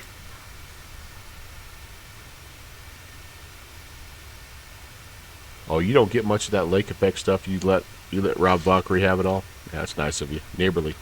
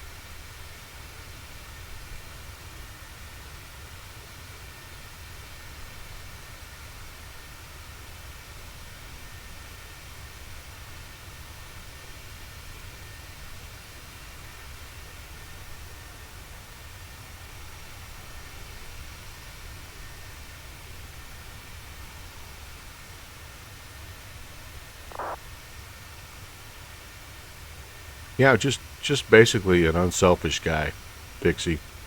I mean, you think about others all the time. That's what I love about you.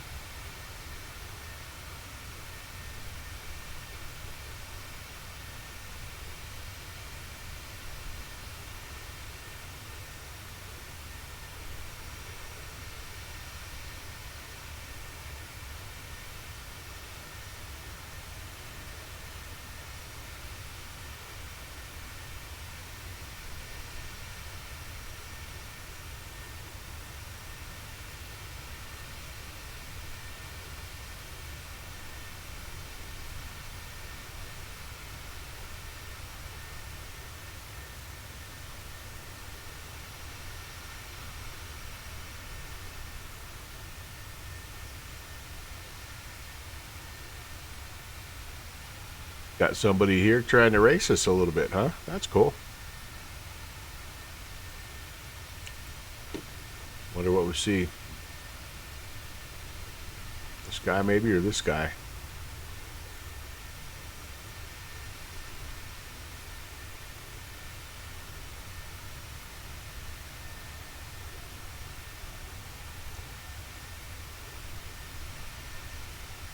Oh yeah, there's a shot. Funny thing about us flight simmers, wherever you run into bad weather, like that's where we want to go fly in the sim. I don't know why. Real pilots do everything they possibly can to avoid the bad weather. Sim pilots are like, oh, let's go fly there. Oh, that's a pretty shot. Very nice.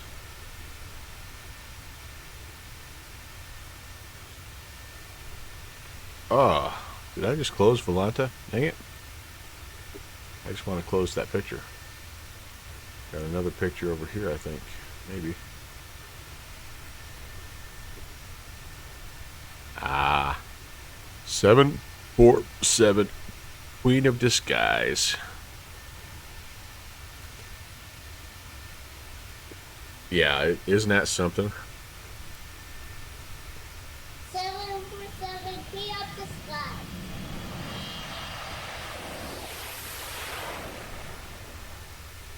The bad part about this snow for us is that it's going to impact the junior first officer making his journey out here.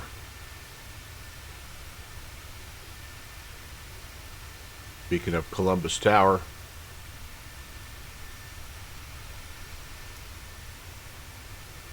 Tim Dog, top user, Columbus, man, that's awesome.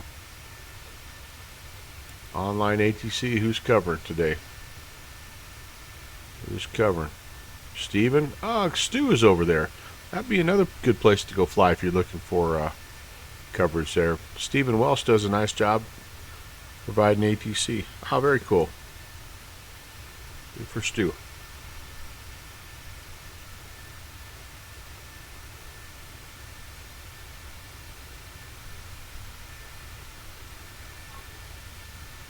See if we have any other sim pictures here.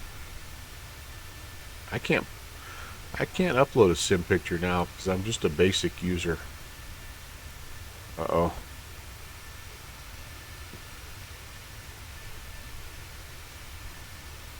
Get those warbirds ready.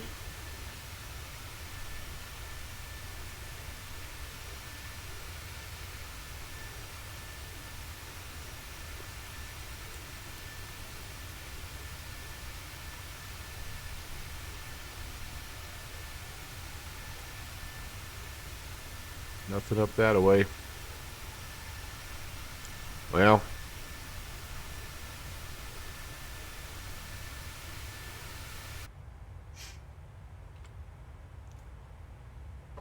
I suppose it's that time of year, isn't it? All right, I'm back. Ham sandwich has been consumed. Nacho Doritos. And a fine 2022 Diet Dr. Pepper.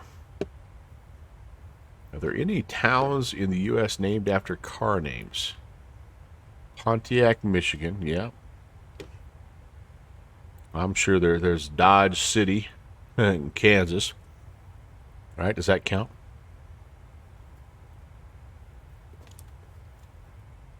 Pretty sure there's no Isuzu. Probably not. Never know. That would be something to ask the Googles. I bet you'd be surprised.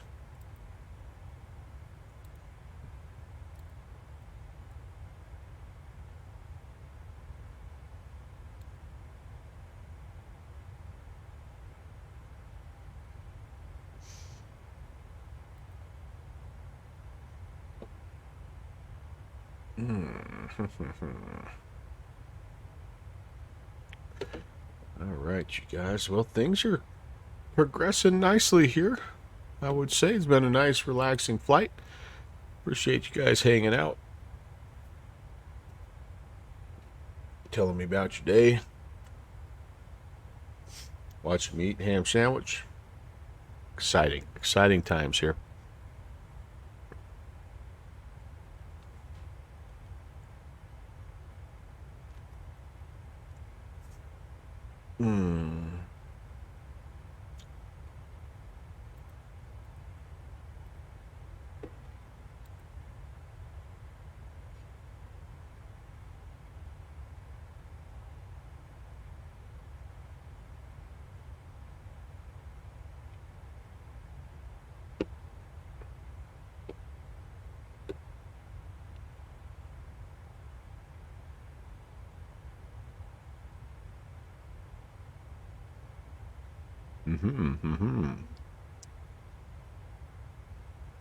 We have a mistaken eggs, some humble pie. Ooh, speaking of pie, we have dessert.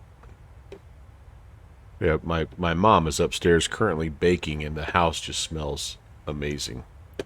Currently smells like chocolate chip cookies, and it's so hard to resist. Dodge City, yep, there we go. Cadillac, Michigan. I wouldn't be surprised.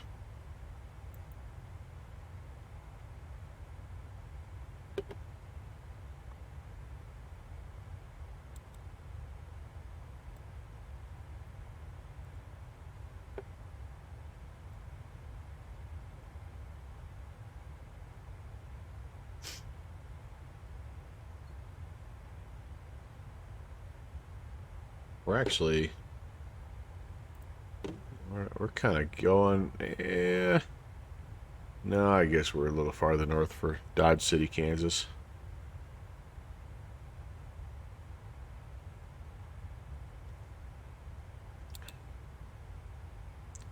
Boy, the ATC last night was nice. I was bummed out that we missed kind of the the northern part of Texas ARTCC. I don't remember if it's if that's the Dallas sector or what, but that was a little bit of a bummer. But man, once we got down into Houston, that was a lot of fun. Those guys hooked me up. I had a little bit of trouble with my flight plan in the with the new VATSIM flight planner. It wasn't letting me update my flight plan, so it was still showing that I was heading up to Oklahoma City instead of going from Oklahoma City down to George Bush. But they took care of me and got me in there, despite the fact that they were pretty busy, pretty doggone busy for a Tuesday night. I do enjoy flying down there. I think they have kind of sneaky good ATC. They just aren't on quite as often and consistently as some of the other areas, but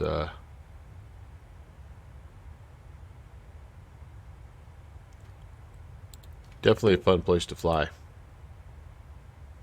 especially if you like flying the big heavies into the really busy Bravos. Man, it's a very condensed airspace and lots going on down there. Franco Harris passed away. I'll be darned.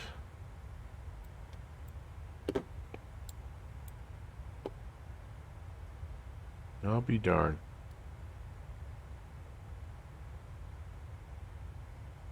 Good old number 32.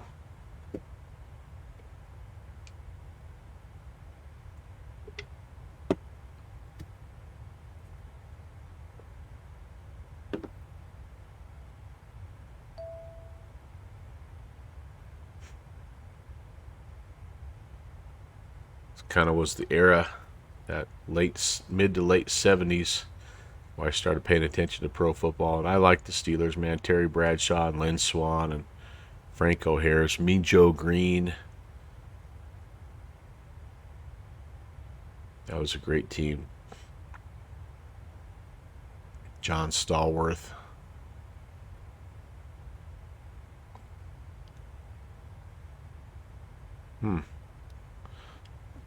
72.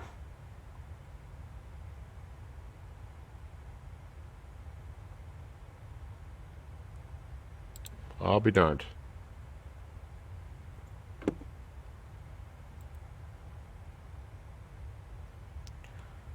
Tom Browning. Oh, wow. Holy cow. I didn't realize that.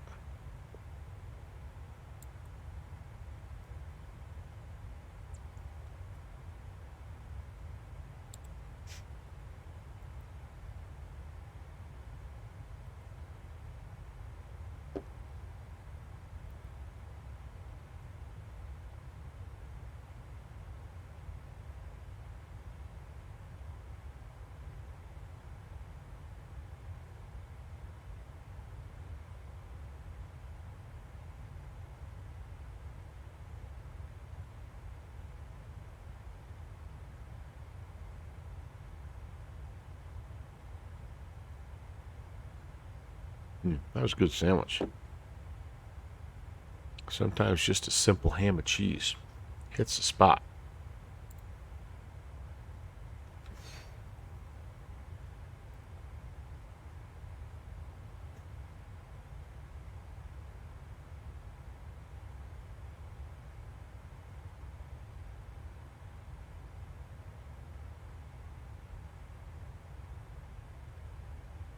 So we've got just about an hour to top a descent. And probably another 20 minutes or so after that. So hour and a half-ish, I would say, till we're on the ground. We're making good progress.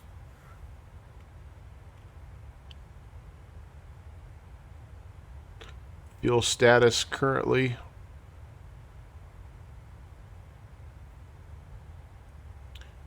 Looks like we'll be trying to remember how to read that.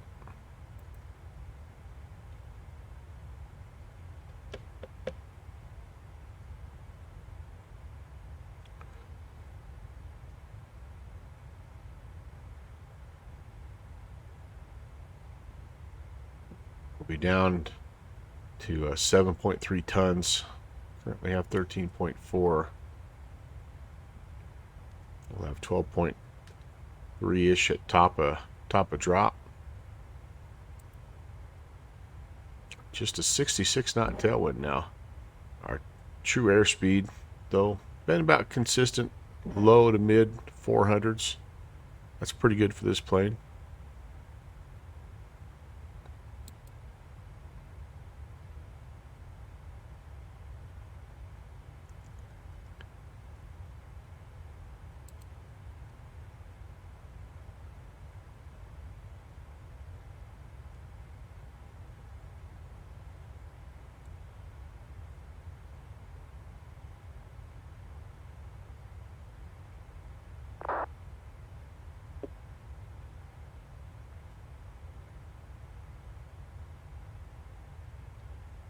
Put the approach ref stuff in here as we get a little closer.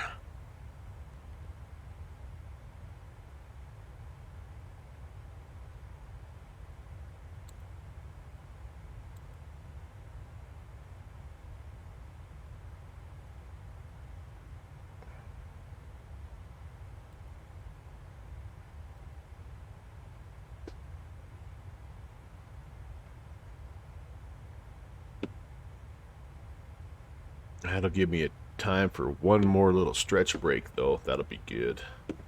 Maybe a fresh baked chocolate chip cookie or something, you know, just to tide me over.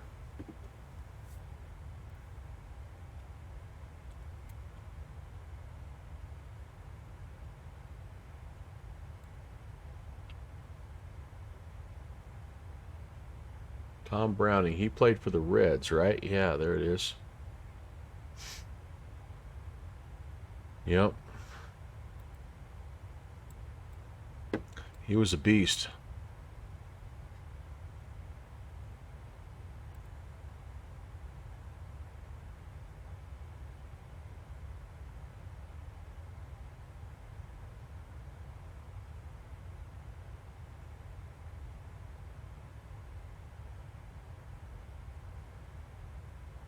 I want to say that the Brownings, they have some Wyoming ties. He was only 62. That's it's not young, but seems young.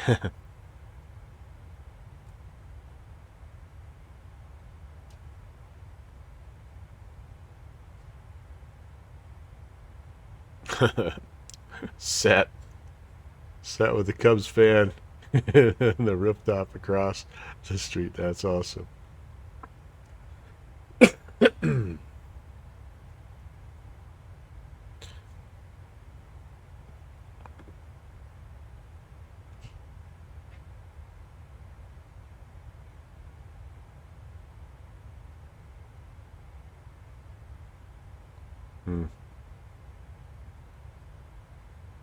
Yep. Thomas Leo Browning, born in Casper, Wyoming. I coached against some of the Brownings. Needless to say, semi-athletic family. Yeah. Played college baseball clear out in Syracuse, New York. Oh, that's a long way for a Wyoming boy to travel. Wow. Drafted by the Reds in '82.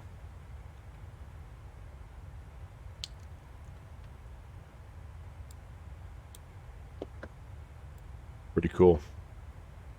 Not him passing away, but just the whole story.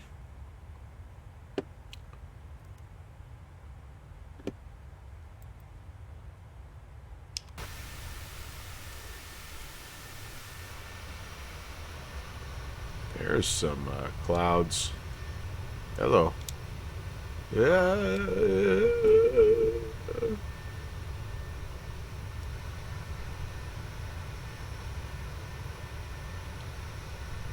I love the patchwork farms and stuff that you get in Ortho. Looks pretty awesome.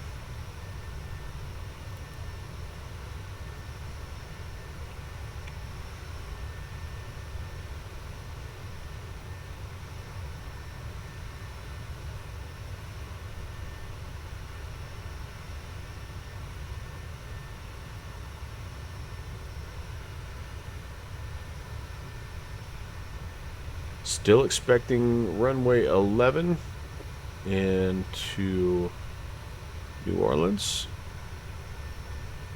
Overcast at 1,000. It's pretty much unchanged. Winds are calm.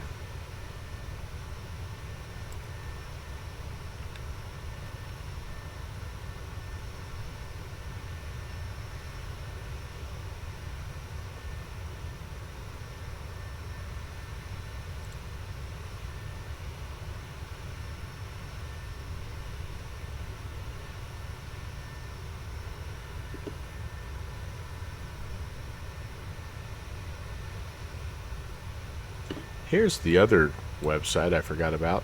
The Contrail website has quite a few things on it. They've got a Christmas sale going on through the 28th here.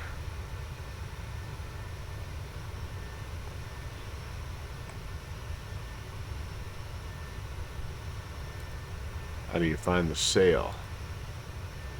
See what they've got here.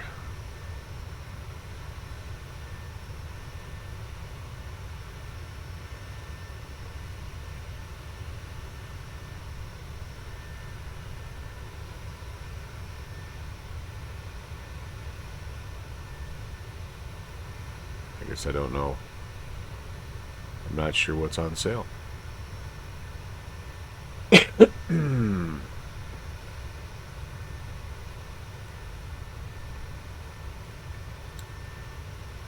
Oh, these are currently on sale. Okay, well.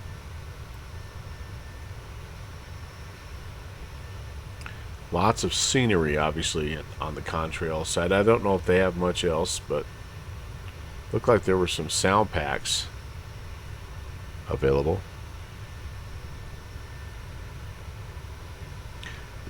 You think that camp out utility looks cool? Yeah. Oh, you know who else I bet has little vertical sim a lot of times will put stuff on sale.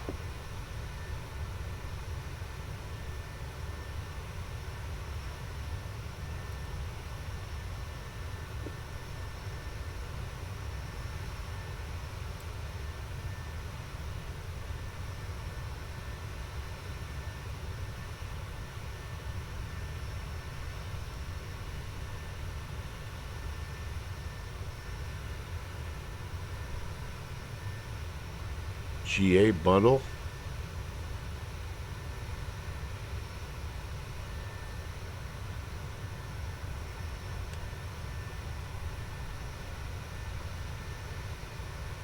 Doesn't look like he updated his New Orleans scenery for Microsoft Flight Sim just yet. Oh, Latin VFR already has one. That's why. Okay. That's why. We definitely like to support vertical sim. He's a friend of the channel.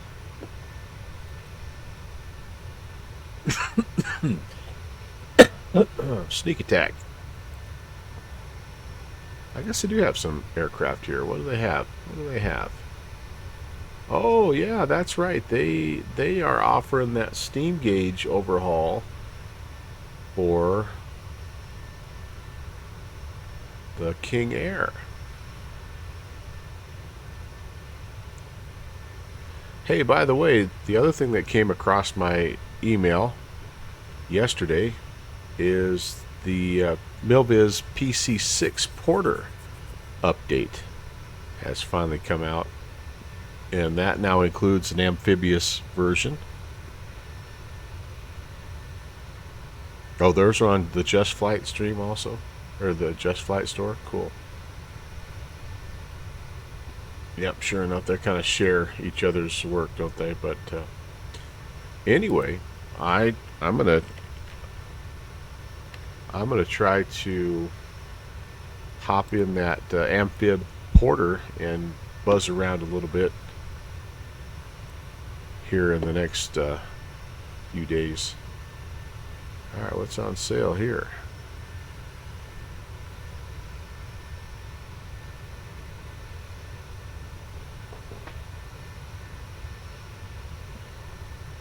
I just want the sale. They just don't look like they're on sale. I don't want for sale. I want on sale.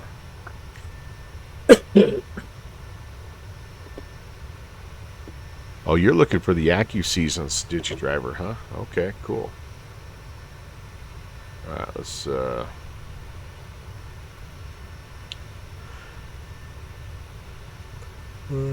yeah, never mind. Those were on sale. Warrior, Turbo Aero Pack.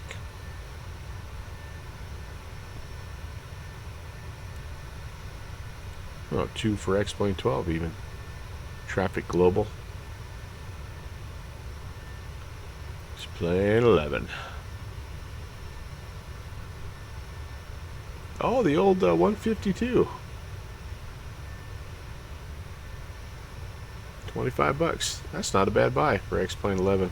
I wonder, Just Flight's one of those outfits that I haven't really heard about their commitment or non-commitment to X-Plane 12. Have you guys heard anything regarding Just Flight? I would hope that they would be interested. I know they've done a bunch of work though in Microsoft Flight Sim, so maybe that's the direction that they're shifting.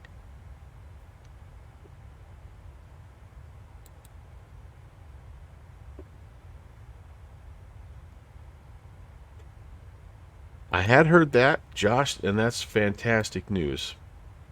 As you know, big fan.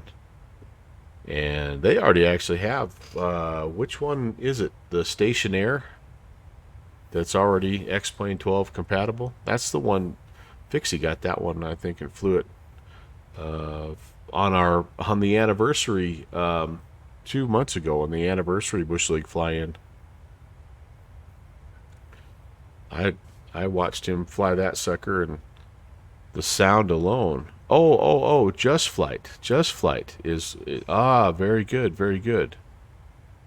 Well, that's good news too, because I happen to have a couple Just Flight planes that I would love to see. I've got the Turbo Arrow, and I have, of course, the BAE 146. I would love to see those guys. Yeah, I don't have the Rep Pack. I'm not a Rep Pack guy, so I don't. I mean, it's the Beaver, so it's like really tempting because I want to fly that sucker so dang bad. But I'm holding off. I'm holding off. I'm staying strong. I feel like buying the Rep Pack is kind of like buying that analog steam gauge. It's like you have to purchase the plane twice. I just don't want to do that. Leave it to Beaver. You'll be here all week. Tip your waitress, did you, driver?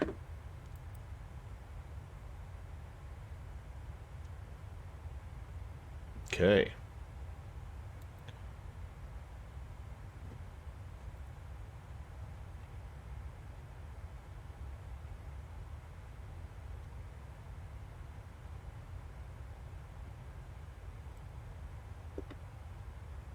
I know they go on sale every so often.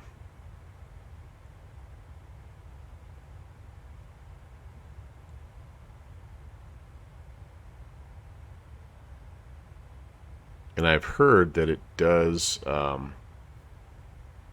really add to the aircraft. I get all that. I get all that. Ah! Ah!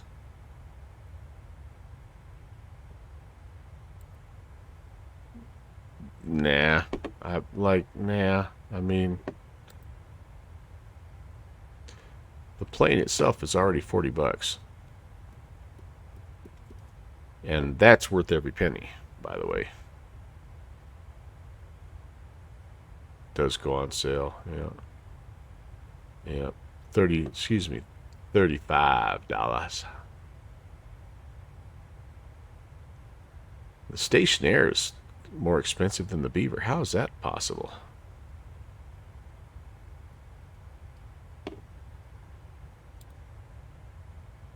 Yeah, watching you fly this the other day, it was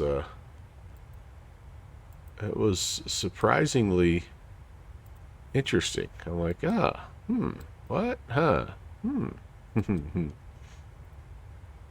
But I think I only wanted it because I was wanting a Thranduil plane in X-Plane 12, and I'm like, nope, no. I'll be patient. I'll be patient. I've got the Kodiak waiting, and the Beaver, and the Porter, and the Wilga. I've got 4 planes waiting to come over, so hopefully they'll get one of those. The 206 would be worth it in the $50 to $60 range. Yeah, it's that good, huh, Josh?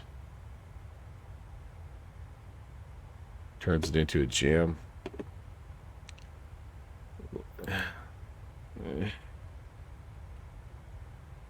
Like I don't want to flip 15 pages worth of checklist stuff before I get in my plane and fly it. I don't know. I get it. It's immersive. Correct climb speeds. Realistic taxi. Avionics are damaged if you shut them down incorrectly.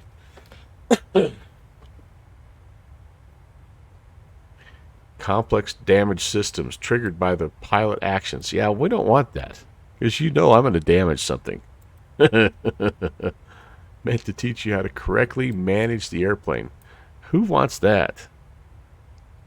Who wants that? Economic system. Earn virtual money when you fly. Yeah. I think it's you FSE cult people that love that. You love that stuff.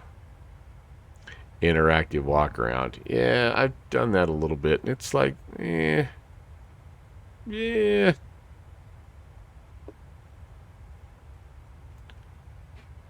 I am curious about how different the performance is, though, because I haven't heard anybody that hasn't loved it. I mean, it's very, very well received. So don't be peer pressured, JPC saying, yeah, I don't have $20. It's not that. I just don't have $20 right now to spend on flight sims. Yeah. It's a good and the those guys make good stuff. I mean, I've got the GTN 750 that they made, and it's really good. It's high quality. They do a nice job. They yeah. Just get it on sale. Be on sale for $15. Yeah, maybe. If there was one I would try, it would be that one, because of my longing to have the Beaver available in X-Plane 12. There's no doubt about it. That would be the one I would go for. But anyway, it's a moot point at this particular juncture.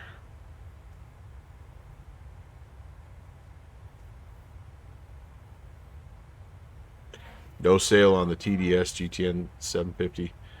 Yeah, I think the price that it is now is what they're going to roll with, honestly.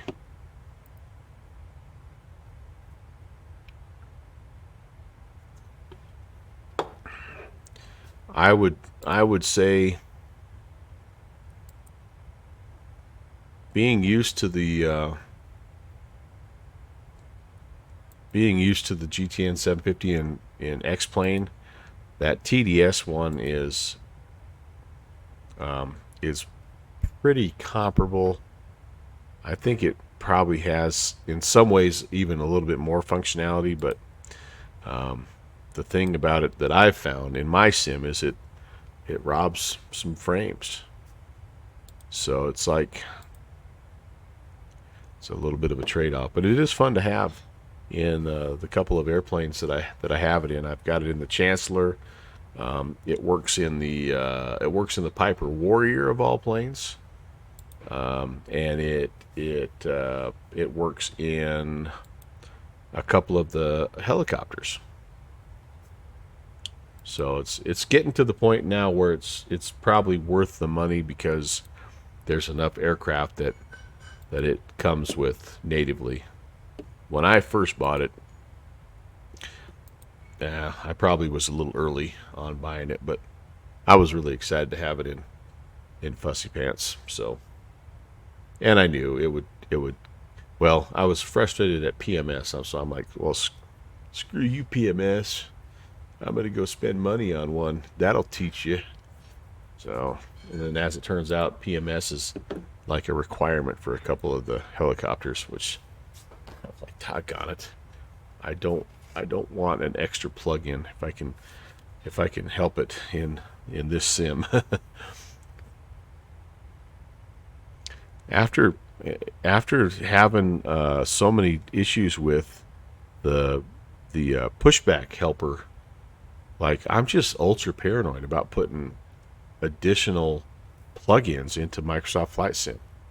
I don't know, like right now it's running pretty well, and I'm worried like if I put the PMS in, that it's going to break something random, like no aircraft that has anything to do with the PMS. Those will all work, but like the 737 will suddenly not work, or something crazy. The Beaver will crash when you pull the mixture back, or something weird like that. But I don't know. All right. Well, we're about a half an hour at the top of descent. So what I think I'm gonna do is this. I'm gonna maybe take my break just a hair early so I can, because once I'm in descent, I'm not gonna want to take a break. I need to use the restroom one last time and just make sure I need some water. I've had a lot of Dr. Pepper, but I'm gonna do that right quick, and then we'll come back. We will brief the descent and kind of make our preparations for landing here at New Orleans. It's been a fun one, guys. Thanks for hanging out. I'll be right back. Digi, we'll see you, buddy. Thanks for being here, man, and look forward to catching up with you later on. Have a good rest of your day, buddy.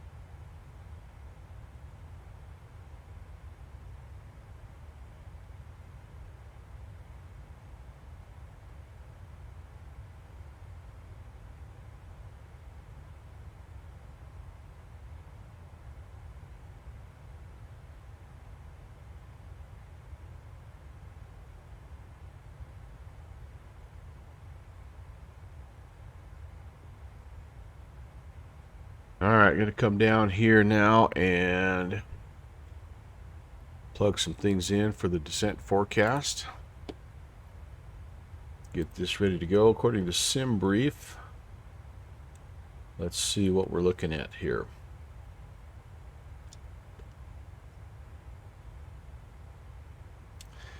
Wind information, descent. So we'll plug in here 310. Looks like it's forecast to be 251 and 66.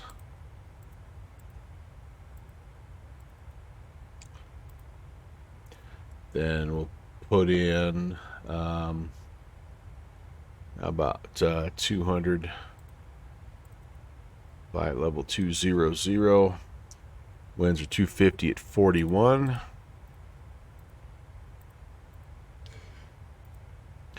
And we can put something in for 10,000 as well. 10,000's 236 and 17. Looks good.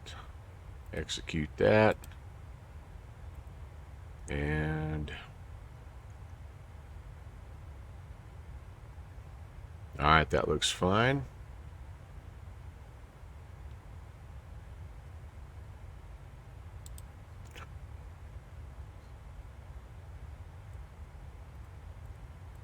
I think we'll go ahead and put some fixed rings in here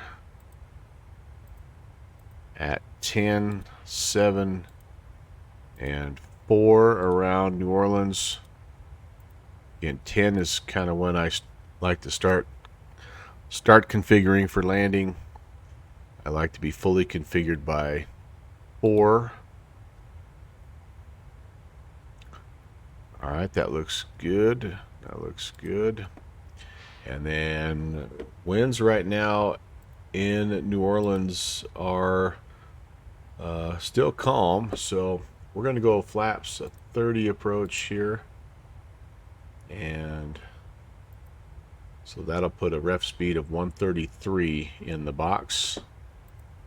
And now the rest of what we need to do here is all about just checking out our speeds and altitudes on the Aoudad arrival. So let's take a look at that.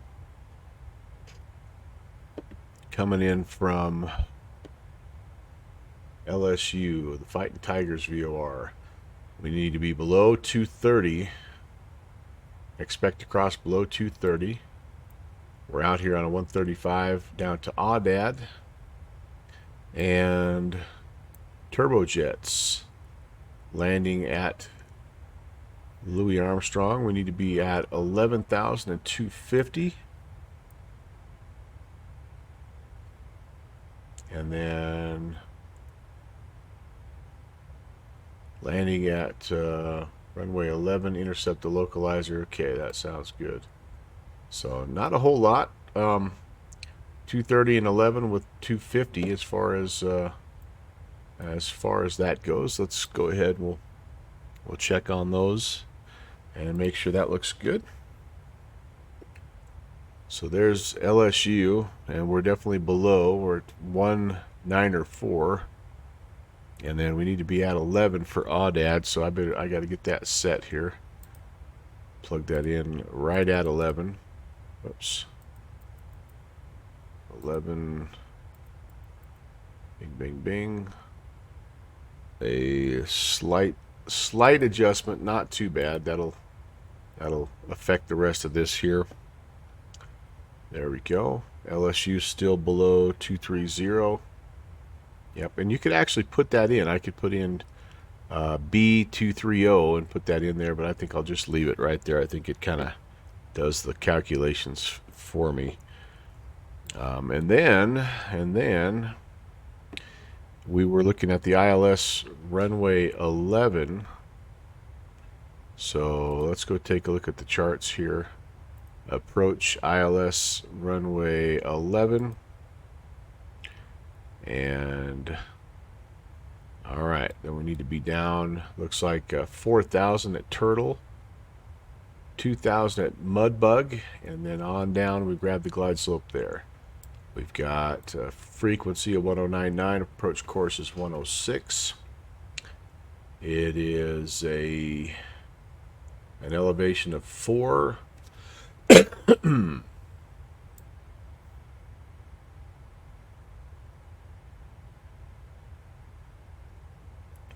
All right. It looks like a decision height at 200, pretty standard. And if we go missed, climb to 800, make a right-hand turn to 2000 on a 130 heading.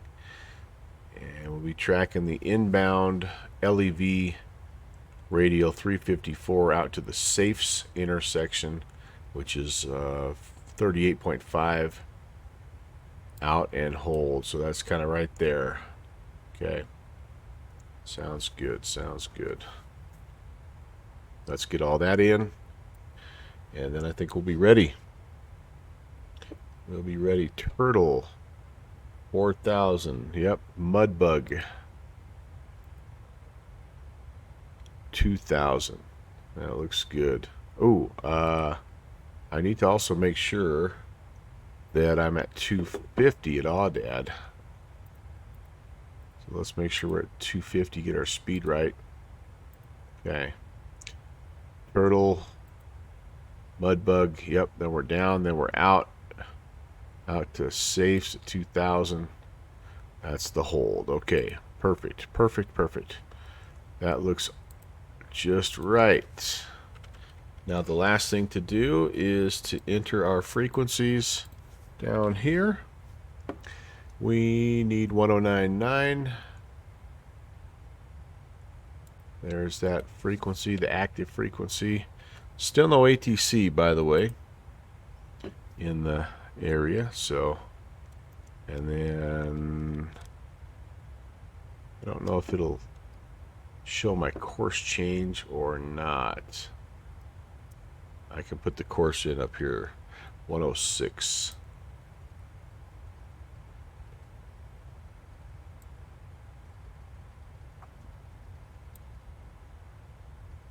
All right, that's all ready. Ready, Eddie.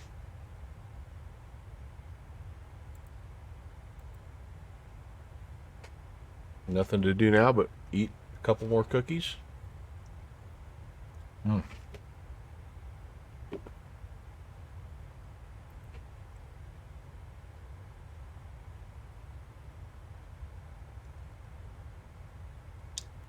Mm.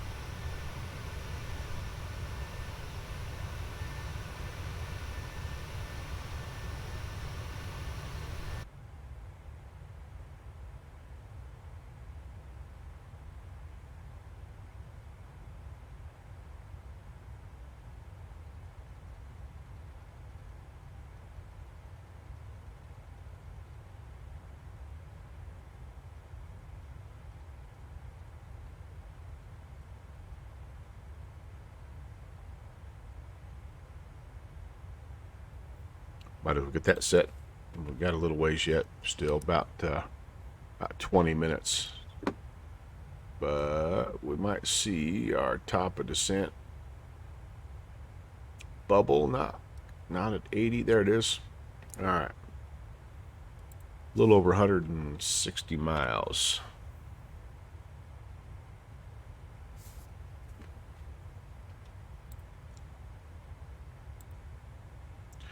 When we get on the ground in New Orleans, we are going to be making a left-hand turn. The new terminal is over here, isn't it? Probably Foxtrot, but maybe Charlie, depending on how well we do getting her shut down here. But left on Charlie to Golf or left on Foxtrot right in. We don't have a gate that we're necessarily looking for.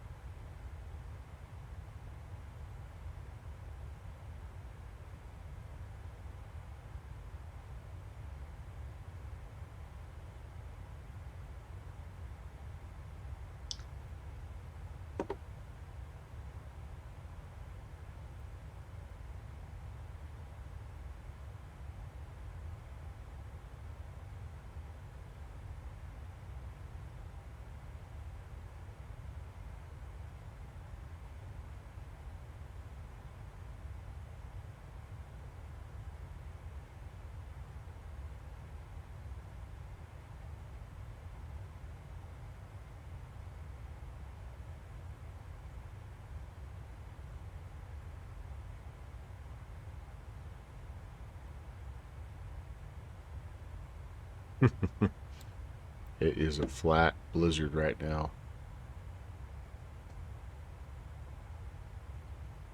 That picture right there, kind of what it looks like. Can't see 100 feet in front of you, looking out the window. Oh, man.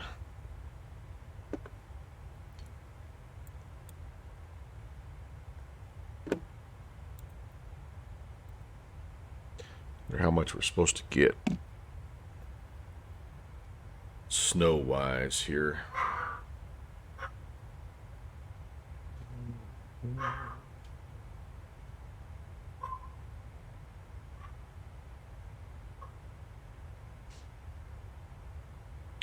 Expecting a good 1.5 inches, I guess. So that's not too bad. But the wind, man, it will really drift it up in places and then hard pack it on top. That's why it's so much fun to try to shovel out those drifts.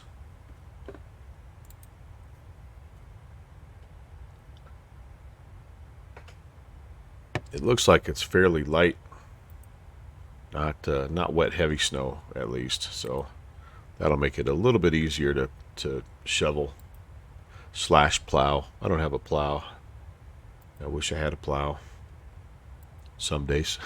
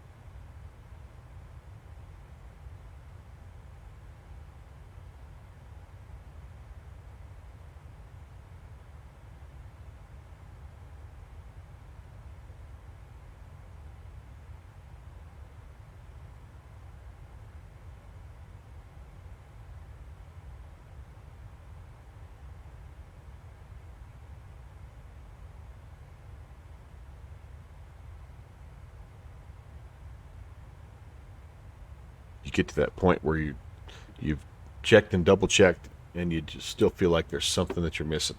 Like there's something that you will you'll learn about on short final, and it'll be too late. Yeah, Rob, that's what it's doing out my way. Just snowing and blowing right now. I forgot to get water. I got cookies, but no milk or no water to go with them. That wasn't very good planning on my part. Probably have time.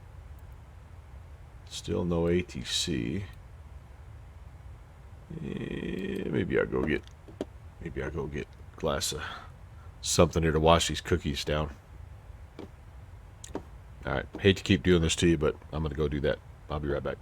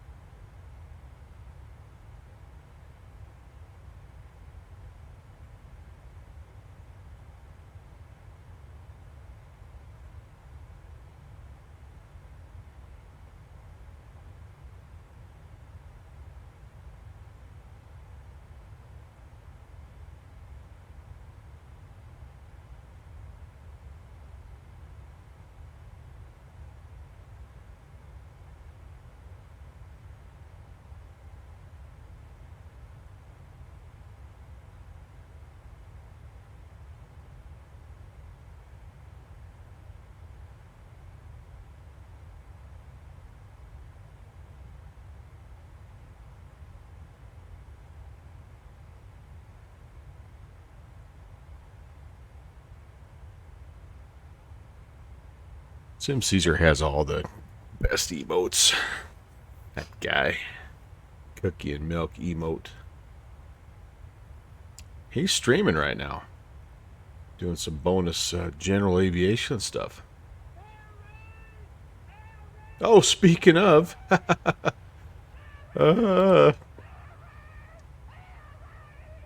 Speaking of Sim Caesar and his awesome emotes, here he comes. Also, Caesar.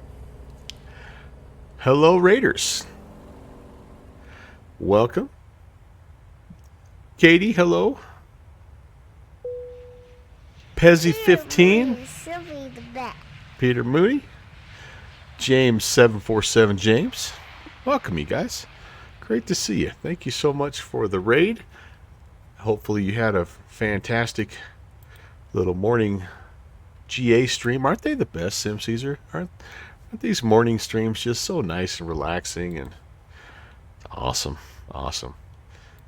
We were just remarking about your cookies and milk emotes. Just finished off. There's plenty of baking going on at my house today, and the house smells like chocolate chip cookies. So I had to go sample a couple, right? I mean, you don't want somebody to end up with a bad cookie. That'd be the worst. So I sampled a few and didn't have any milk. So anyway, welcome again, everybody, from the Sim Caesar channel. Nice to see you. My name is Brant. This is the Melvin Leroy channel. And we're on our way from San Fran down to New Orleans. Been a little bit of a longer flight for me, but it's part of a series called the Bravo Tour, where we are attempting to visit all of the Class Bravo airports consecutively in the U.S. And this is episode 10. I think this is going to be our 12th or 13th little Bravo stop. So anyway, you're here at the right time. We're just about to top a descent. We have some sketchy weather in New Orleans right now. Winds are calm, but it's overcast at 1,000. And so we're kind of prepared for that. We'll see what happens. But again, appreciate you guys coming in. Hopefully you had a good stream. And yeah, I'm just going to be burping up cookies, I guess, for the next 20 minutes.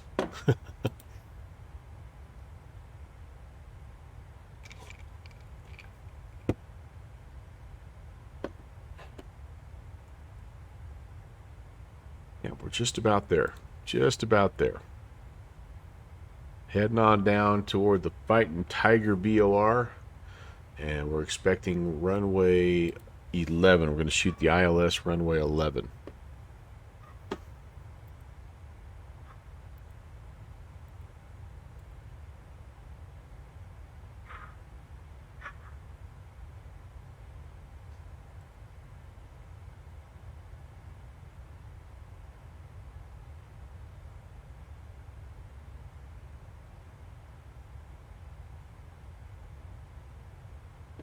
And I think everything is pretty well ready to go here. Hey, LaKayla. Hello. I was chuckling at your recent post, Kayla. Oh, geez, I need to find it. Pretty sure it was on Sims. Where was it? Where was it? Oh man, now I'm not gonna be able to find it. Where, what, where, when, why? Maybe it's over at Peter Mooney. I don't remember. Hey, thank you very much for the follows, LaKayla and Pezzy15.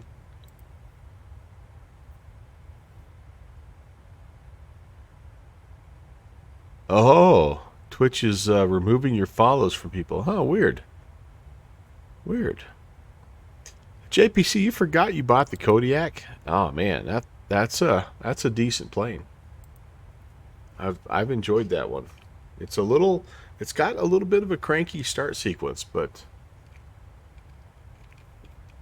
once you kind of get past that, yeah, Really, every few weeks you find some channels that you've lost follows to? Huh.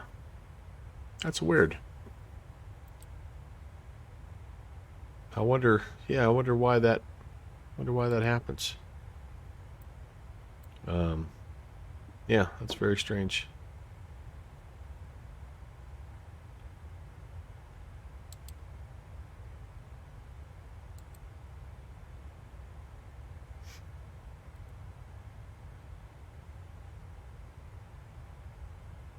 Okay.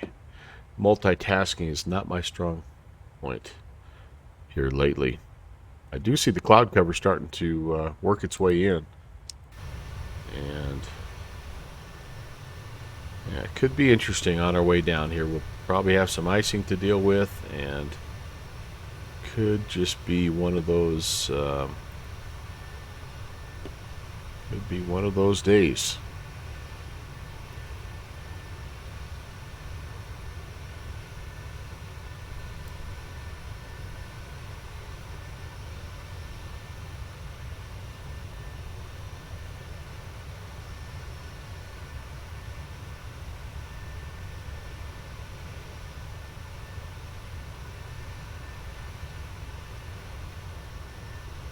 Ah,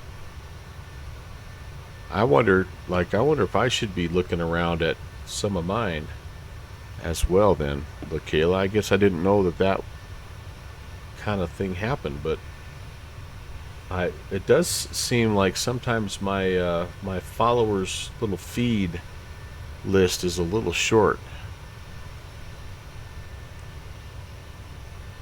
And I'm kind of like you. I'm like, have they just not been streaming, or what's going on? Maybe that's what it is. Sim Caesar, it looks like wherever you were flying was a little snowy and yucky. I bet you're getting a little bit of the same storm that I'm getting at my house right now in real life. Stay safe if you got to travel around, buddy. It's going to be a slippery one for a couple days. And then we get the privilege of having our high temperatures be in the negatives for the next 2 days after that. So that'll be lots of fun. All right, there we go. Top of descent is imminent. I've got 11,000 set. We are looking great. Getting the same stuff in KC. Yeah, it's you guys will probably end up getting quite a bit more snow than we will. I think we're only expected to get less than 2 inches here. But I think that storm, it looks like it's going to be building up kind of over the plains, and then it'll be a serious, scary deal by the time it gets out your way. Especially when you throw in the wind on top of that. So, stay safe, everybody. Hunker down if you can.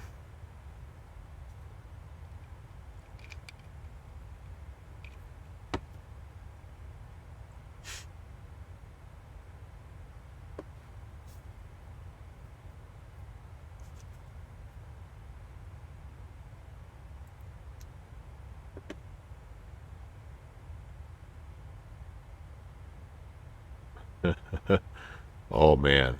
Oh, LaKayla. Oh man. Yeah. Yeah. First of all, just your busy season. But then toss in the weather and the roads and the cold. Yeah, buddy. Uh, uh, All right. Well, yeah, just take it easy, I guess. That's all you can do. Little by little, you'll get them. You'll get them there. I tried this year to kind of limit that sort of stuff, the delivery stuff. I live in a pretty rural area, so like sometimes that's a necessity for me, but I always feel bad. I didn't really think too much about it. I mean, I kind of did, but then I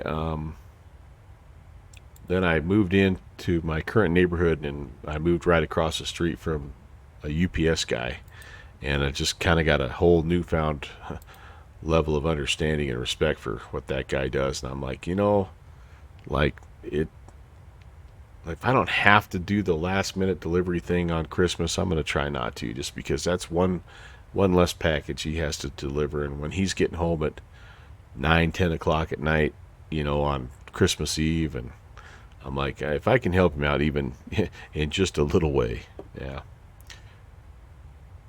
824M Pilot, happy Wednesday, and yeah, we're all talking weather right now. We're all a bunch of old people on the porch talking about weather. 46 today with a low of -2. That'll do it. That'll do it. We had probably our warmest high temperature today. It got over freezing finally. I think it got to the mid 30s right before the snow started, and then right now I think it's back down to 0. So anyway, look, Kayla, I hope it goes well. I hope you don't have too many. It's not too crazy, and appreciate appreciate what you do, especially this time of year. People would tell me, "Man, it must be really nice to have the UPS driver across the street from you," and I'm like, "Well, not really, because it means every single time he's got a delivery for me, it was literally the last delivery that he had to make, because then he could just go right to his house a half a block away." So I'm like, it wasn't that great. I could have something come in the truck at 8 in the morning. I wouldn't get it till 8 at night. No, he was a good dude. I liked him. Taught his kids, coached his kids. One of those deals. Those guys work hard. All right, final turn. We're gonna start heading towards the Fighting Tiger VOR, and my gosh, I need to turn my zoom speed down a little bit here at some point. Zooming way too fast. Let's update that. I wish that dashed magenta line was a little brighter. It's kind of hard for me to see that. My old eyes. But we'll get that updated, and we will be ready for top of descent into New Orleans. Thank you again for coming aboard Delta Airlines. Non-stop service, San Francisco to NOLA.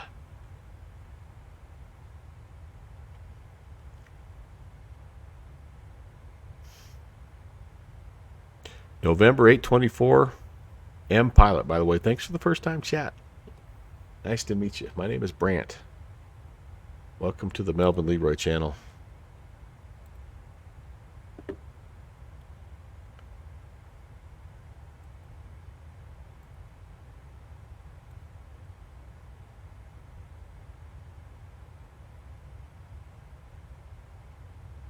"15 followers away from 1,000.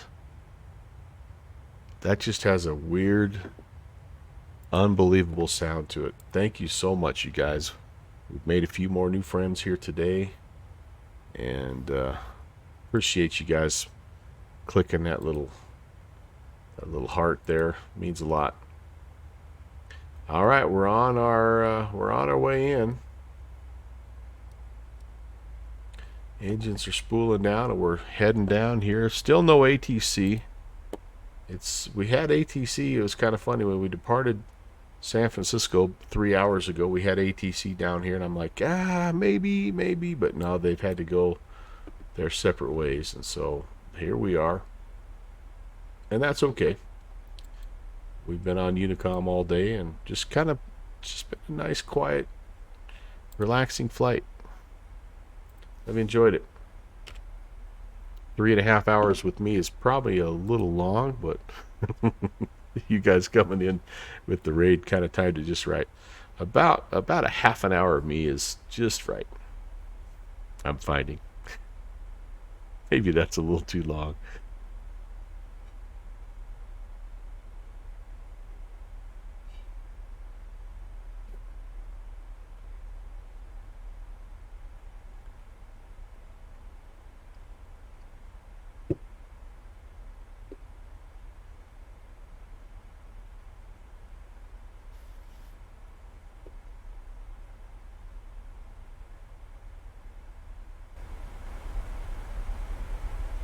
those sim sounds turned up just a little bit here. I don't even have anybody that I can tune into for background chatter. We haven't had any ATC really all day long. There's been a few things popping on, like it looks like Atlanta is on, but I think they're a little too far out of range. But I'm kind of surprised. I figured there would be a bunch of people flying up in kind of the Mountain West and Midwest because of that snow. So I thought there might be some ATC popping up. Maybe tonight later on. It's still, I keep having to remind myself, not everybody's on break right now. It's 1 in the afternoon on a Wednesday. Some people have to work. This, by the way, is terrain. I have the weather turned on over here, but I don't think the weather radar is working yet in MSFS. Yeah, we'll head down through that business, and we'll be on the ground here shortly. Drag required. Trying to slow down to 250, aren't we? Shouldn't be that much drag. Yeah, we're only 266 right now.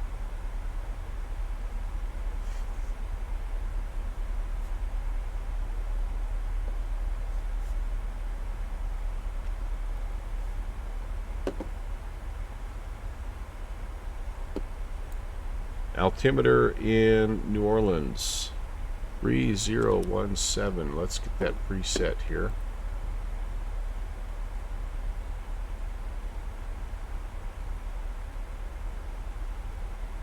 Okay, that'll be ready to go.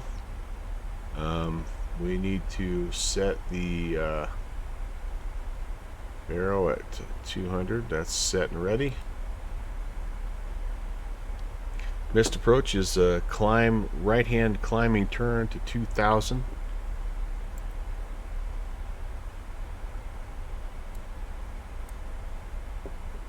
It's actually it's an initial climb to 800, and then a right-hand climbing turn on a 130 heading out to the Safes intersection.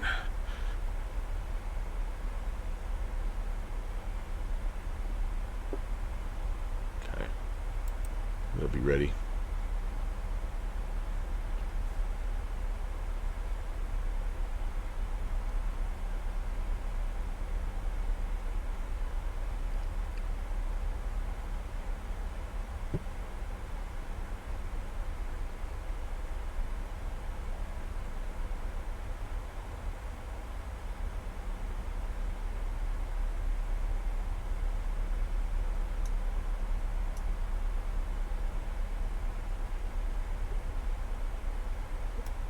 Medium auto brake.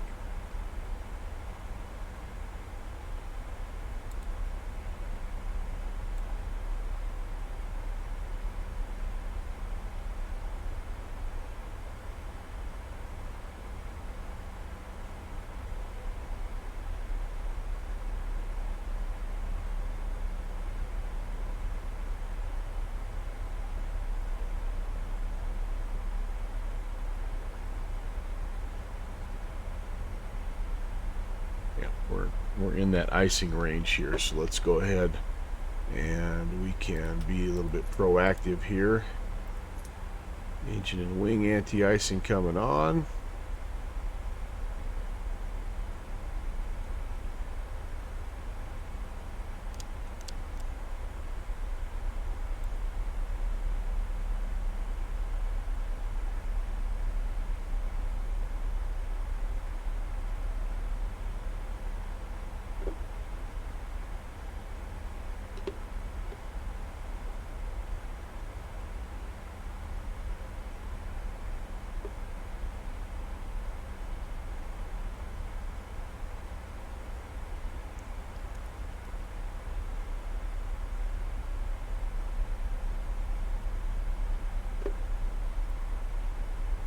We need to be down to 4,000 at Turtle. Looks like we're going to hit our 11,000 mark. Let's spin it down to 4. Turtle is the initial approach fixed for the ILS 11 into New Orleans.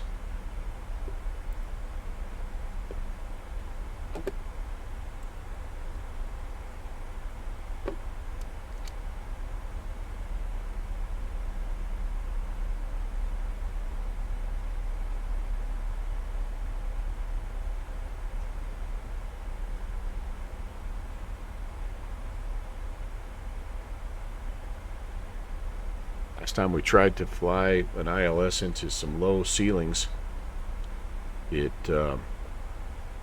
didn't go so well.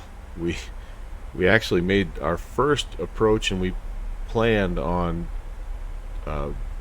flying the published mist because it had been a little while since we'd flown a mist in this plane, and so we brought it in and went on the mist, and then I tried to hand fly the second approach. It ended up way to the right of the localizer, so I just hand flew like a little pattern instead of going mist again. We just flew a pattern, and yeah, it was a little bit of a non-standard landing, kind of a one-wheel job, and so hopefully we'll do a little bit better this time and have some better results. I'll let the autopilot help me out a little more than I did last time, although it was fun to hand fly it, even if it wasn't very pretty. All right.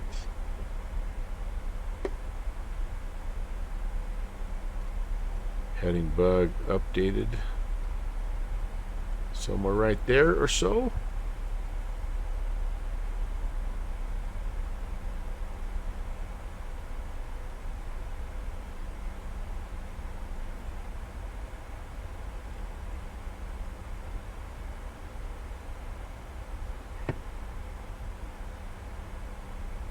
Still want some drag here, but I think we're doing okay.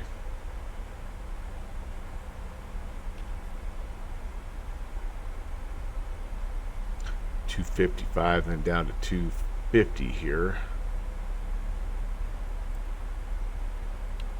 What's our current speed? Yeah, we're slowing. We're doing okay.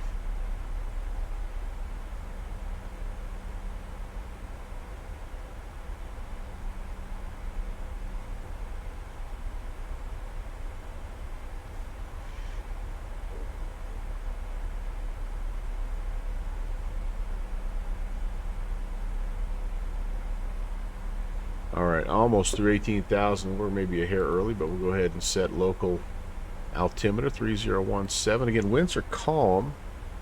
Planning the ILS 11, which is basically a straight in approach. So we have to be down. We're on the Audad 1 arrival, and we need to be down at 11,000 at Audad, which we were in line to hit, and then down 4,000 at our initial approach fix, which is Voodoo. Voodoo is 24.5 miles, 24.4 miles from the runway. We're expecting to pick up the glide slope at Mudbug, which is 8.3 DME. We'll try to have ourselves down to 2,000 feet by Mudbug.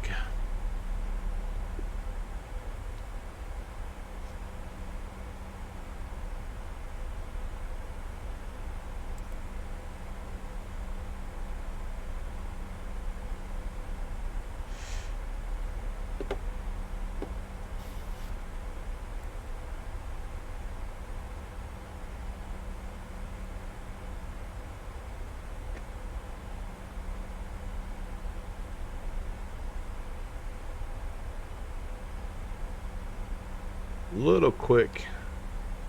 Alright, I'm gonna go ahead and throw the boards out here. We want to be down to 250, and there is a little decel point there if we need it, but I also would like to be down at 11. So let's try to get ourselves close to 250, help out just a bit here, and yeah, just to make sure we stay on profile, since we're coming straight in here. We really need to hit our numbers so we don't have to end up going around.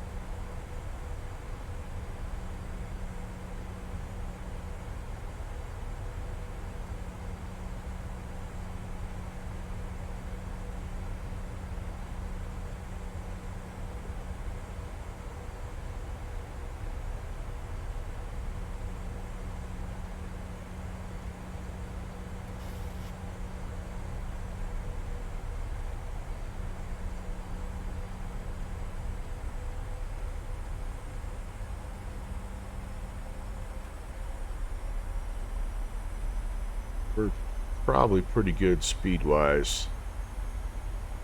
Looks all right to me anyway.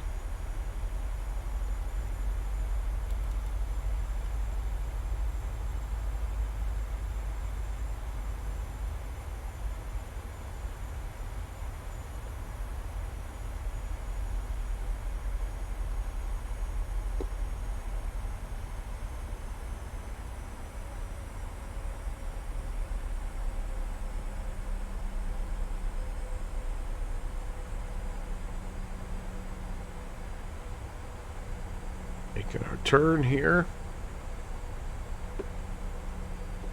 Icebird. Hello. Skull. Thanks for coming in.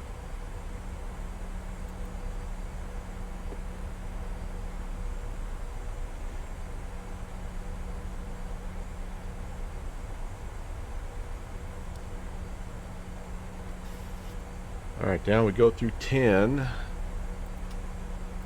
Taxi lights, landing lights, engine starts are continuous. Speed brake is, auto brake set to medium. Icebird, you're welcome, man. It's been a good day. Just a nice, like for me, this is a long haul, about 3.5 hour flight, but zero ATC. It's just been total chill. Really have enjoyed it. Great group of people that have been hanging out with me the whole time, and really been fun. Why am I leveling off here? There goes my profile. I must be slowing down. I gotta slow down to 2. Yeah, that's why. Leveled me out to slow down. Now it's gonna try to catch me back up here.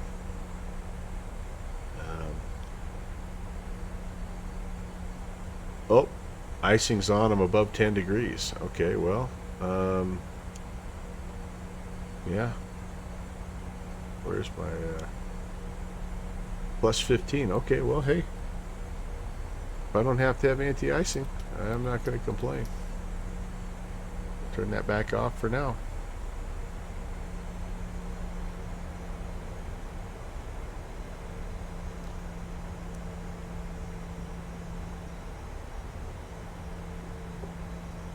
Let's go flaps 5. It's a little early to start putting flaps out, but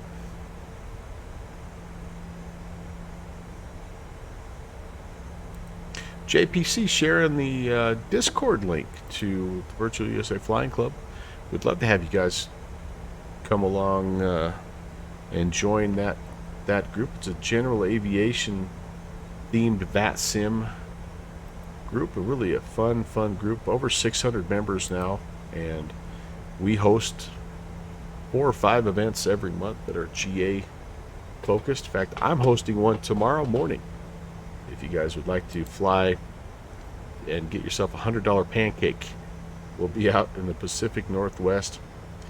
be hitting places like Skagit and Skykomish and some of those iconic airstrips out there in the PNW. So we'd love to have you come along. Just click on that link. It takes you to our Discord, and from there we will explain what you need to do. It's really simple. You just have to have a valid VATSIM ID, and you have to have an idea of what tail number you'd like to have, and we'll take care of the rest. We'll get you all the information that you need to fly along with us, and or you can just kind of check us out for a little while and see what you think. But love to have you come along board, join up. All right, folksy folks here. Steep descent after turtle. Yeah, that's for sure. Need to be down to above 4,000, which I am. There's my fix rings. This is normally when I put my first notch of flaps in, but I was kind of wanting to hold that airspeed, and now we've really slowed down. 160. That's maybe a little slow. Oh wait, whoa! What did I just do? Oh, I think it kicked me off because of my airspeed. Fair enough. Am I gonna have to hand fly this? I don't know. I'm not sure.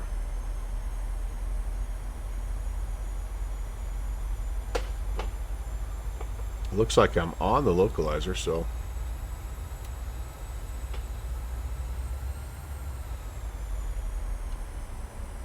alright, let's see if we can get ourselves back on profile here. I'm not sure why that kicked off. Must have just gotten a little slow, potentially. This is where it all went horribly wrong last time I tried to hand fly an ILS. But you know what? That's okay. New Orleans traffic, Delta 816 is approximately 20 miles to the northwest, descending through 5,500 on the ILS 11 New Orleans. A little bit high. The speed's okay.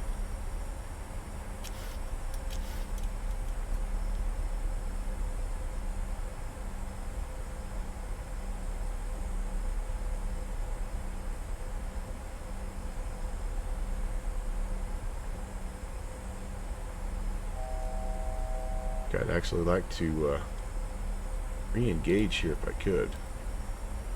See what's going on. Maybe just arm the approach here. See if I can capture. I'm below, or I'm above the glide slope, so it might not like that. Let's see if I'm close enough to re-intercept that glide slope. I'm on the localizer, single channel. A little. I don't know why I want to go up to 230. How about let's keep the speed. Whoops, sorry about that, guys. It's not quite grabbing the glide slope. All right, we're gonna have to do play a little catch up here, aren't we? Yeah, it's not gonna let me do that because I'm in approach mode.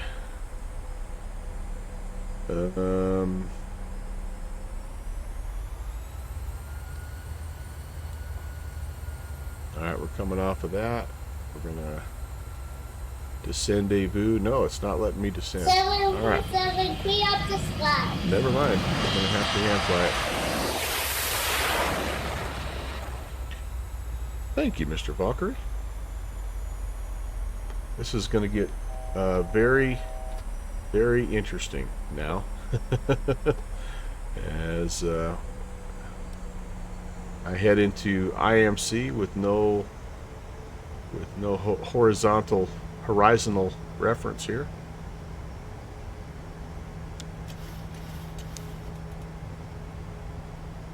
At least the winds are light, so that helps.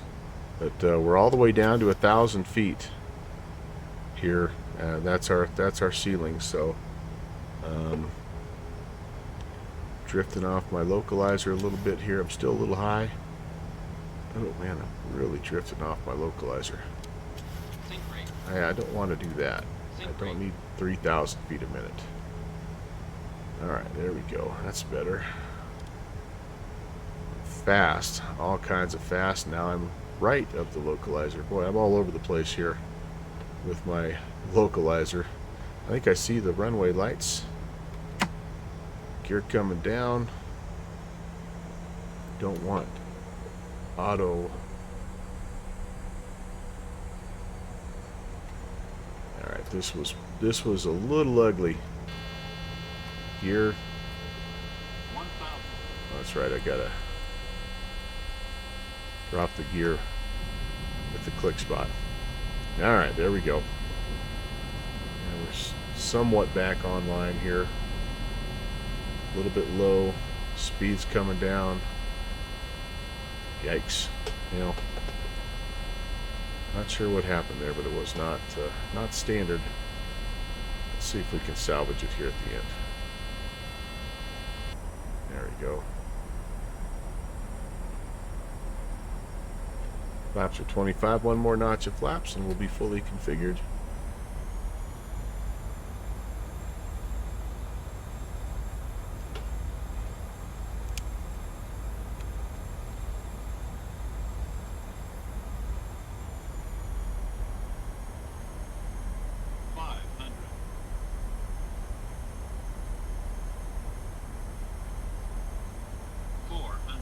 That was an ugly approach.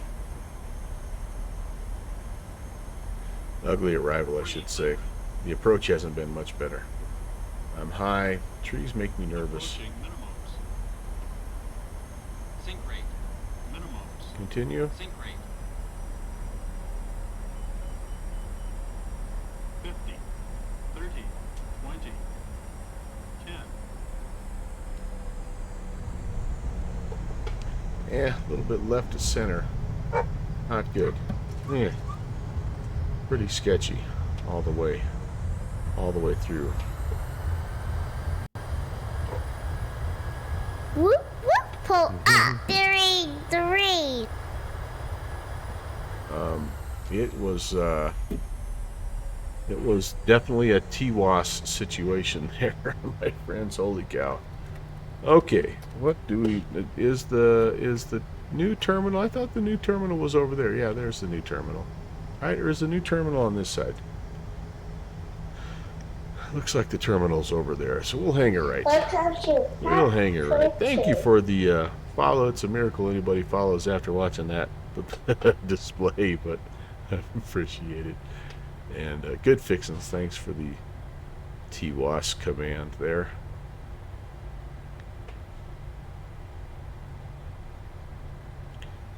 Kicked me off the autopilot a little sooner than I was expecting, and then I could just never really get back on the glide slope.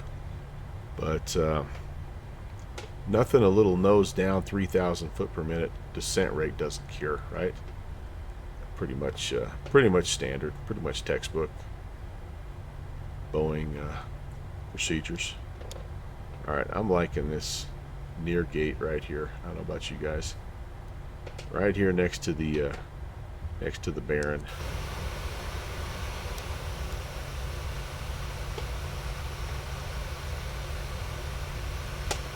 Let's bring her on in and we will call it good. It's another successful leg. Not pretty, but successful. We are able to use the airplane again. Oh, there's my line. I'm not even close to being lined up. So, yeah. Oh well. That's just kind of the way the cookie crumbles at this point in time.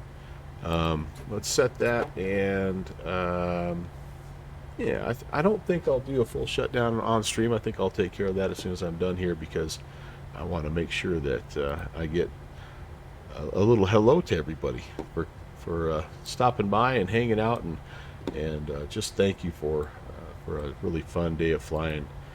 It was awesome. It was awesome. Not the best approach, not the best landing in the world, whatever, but all in all, what a great way to spend a day, and I appreciate that. So, Airbus supremacy. I need to do one of these in an Airbus at some point in time.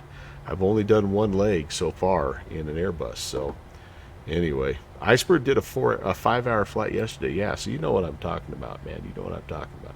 All right, let's do this. Thanks for watching my papa.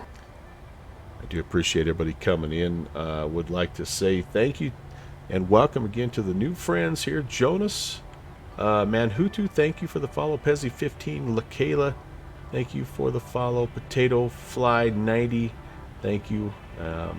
Sergeant Child, Niner, Trax Boys, R House 8, thank you so much. I think Traxxas Boys, I think I was calling you Texas Boys. Sorry about that. I didn't see the extra R in there, Traxxas Boys. But anyway, appreciate you guys coming in and pushing the follow button. We're inching ever so close to 1,000. Crazy. JPC, thank you for the raid. Sim Caesar, thank you for the raid as well, my friends. Couldn't do it without you. And then everybody who was here, JPC, good fixins. Fixie, I think you were here for just about the whole doggone time. Rock Valkyrie as well. Thank you guys for being here and hanging out. I know that we had lots of people coming in. DigiDriver was here for quite a while as well. I think he had to head out. Our friend Josh, Acro Nerd, also was in the house for a good chunk of it. Edmund Stoner, I know he was here earlier. Edmund, if you're still here, thanks for hanging out with me, man. It was a ton of fun. All right, so I have my next scheduled stream is tomorrow morning. It's an early one, 1500 Zulu. I'm hosting an event with the Virtual USA Flying Club, and so yeah, it's going to be, like I say, it's going to be a pretty early one, and hopefully you can come fly along with us. That is tomorrow, 1500 Zulu, 8 o'clock my time, 10 o'clock Mountain Time, or sorry, 10 o'clock Eastern Time. And yeah, would love to see you. Would love to see you.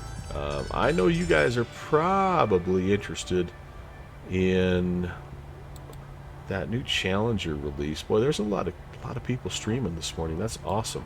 How about we go? Let's go check out Iron Condor. He's getting that new Challenger update. Let's go see what ICS is up to, and go say hello to him. Keep the raid love going, as it were. So again, from me to you, thank you so much. Can't wait to fly with you again. Hopefully I'll see you tomorrow morning. Scott, you take it easy as well, my friend. And yeah, we'll be back online in less than 24 hours, guys. I'll see you next time. Take care. God bless.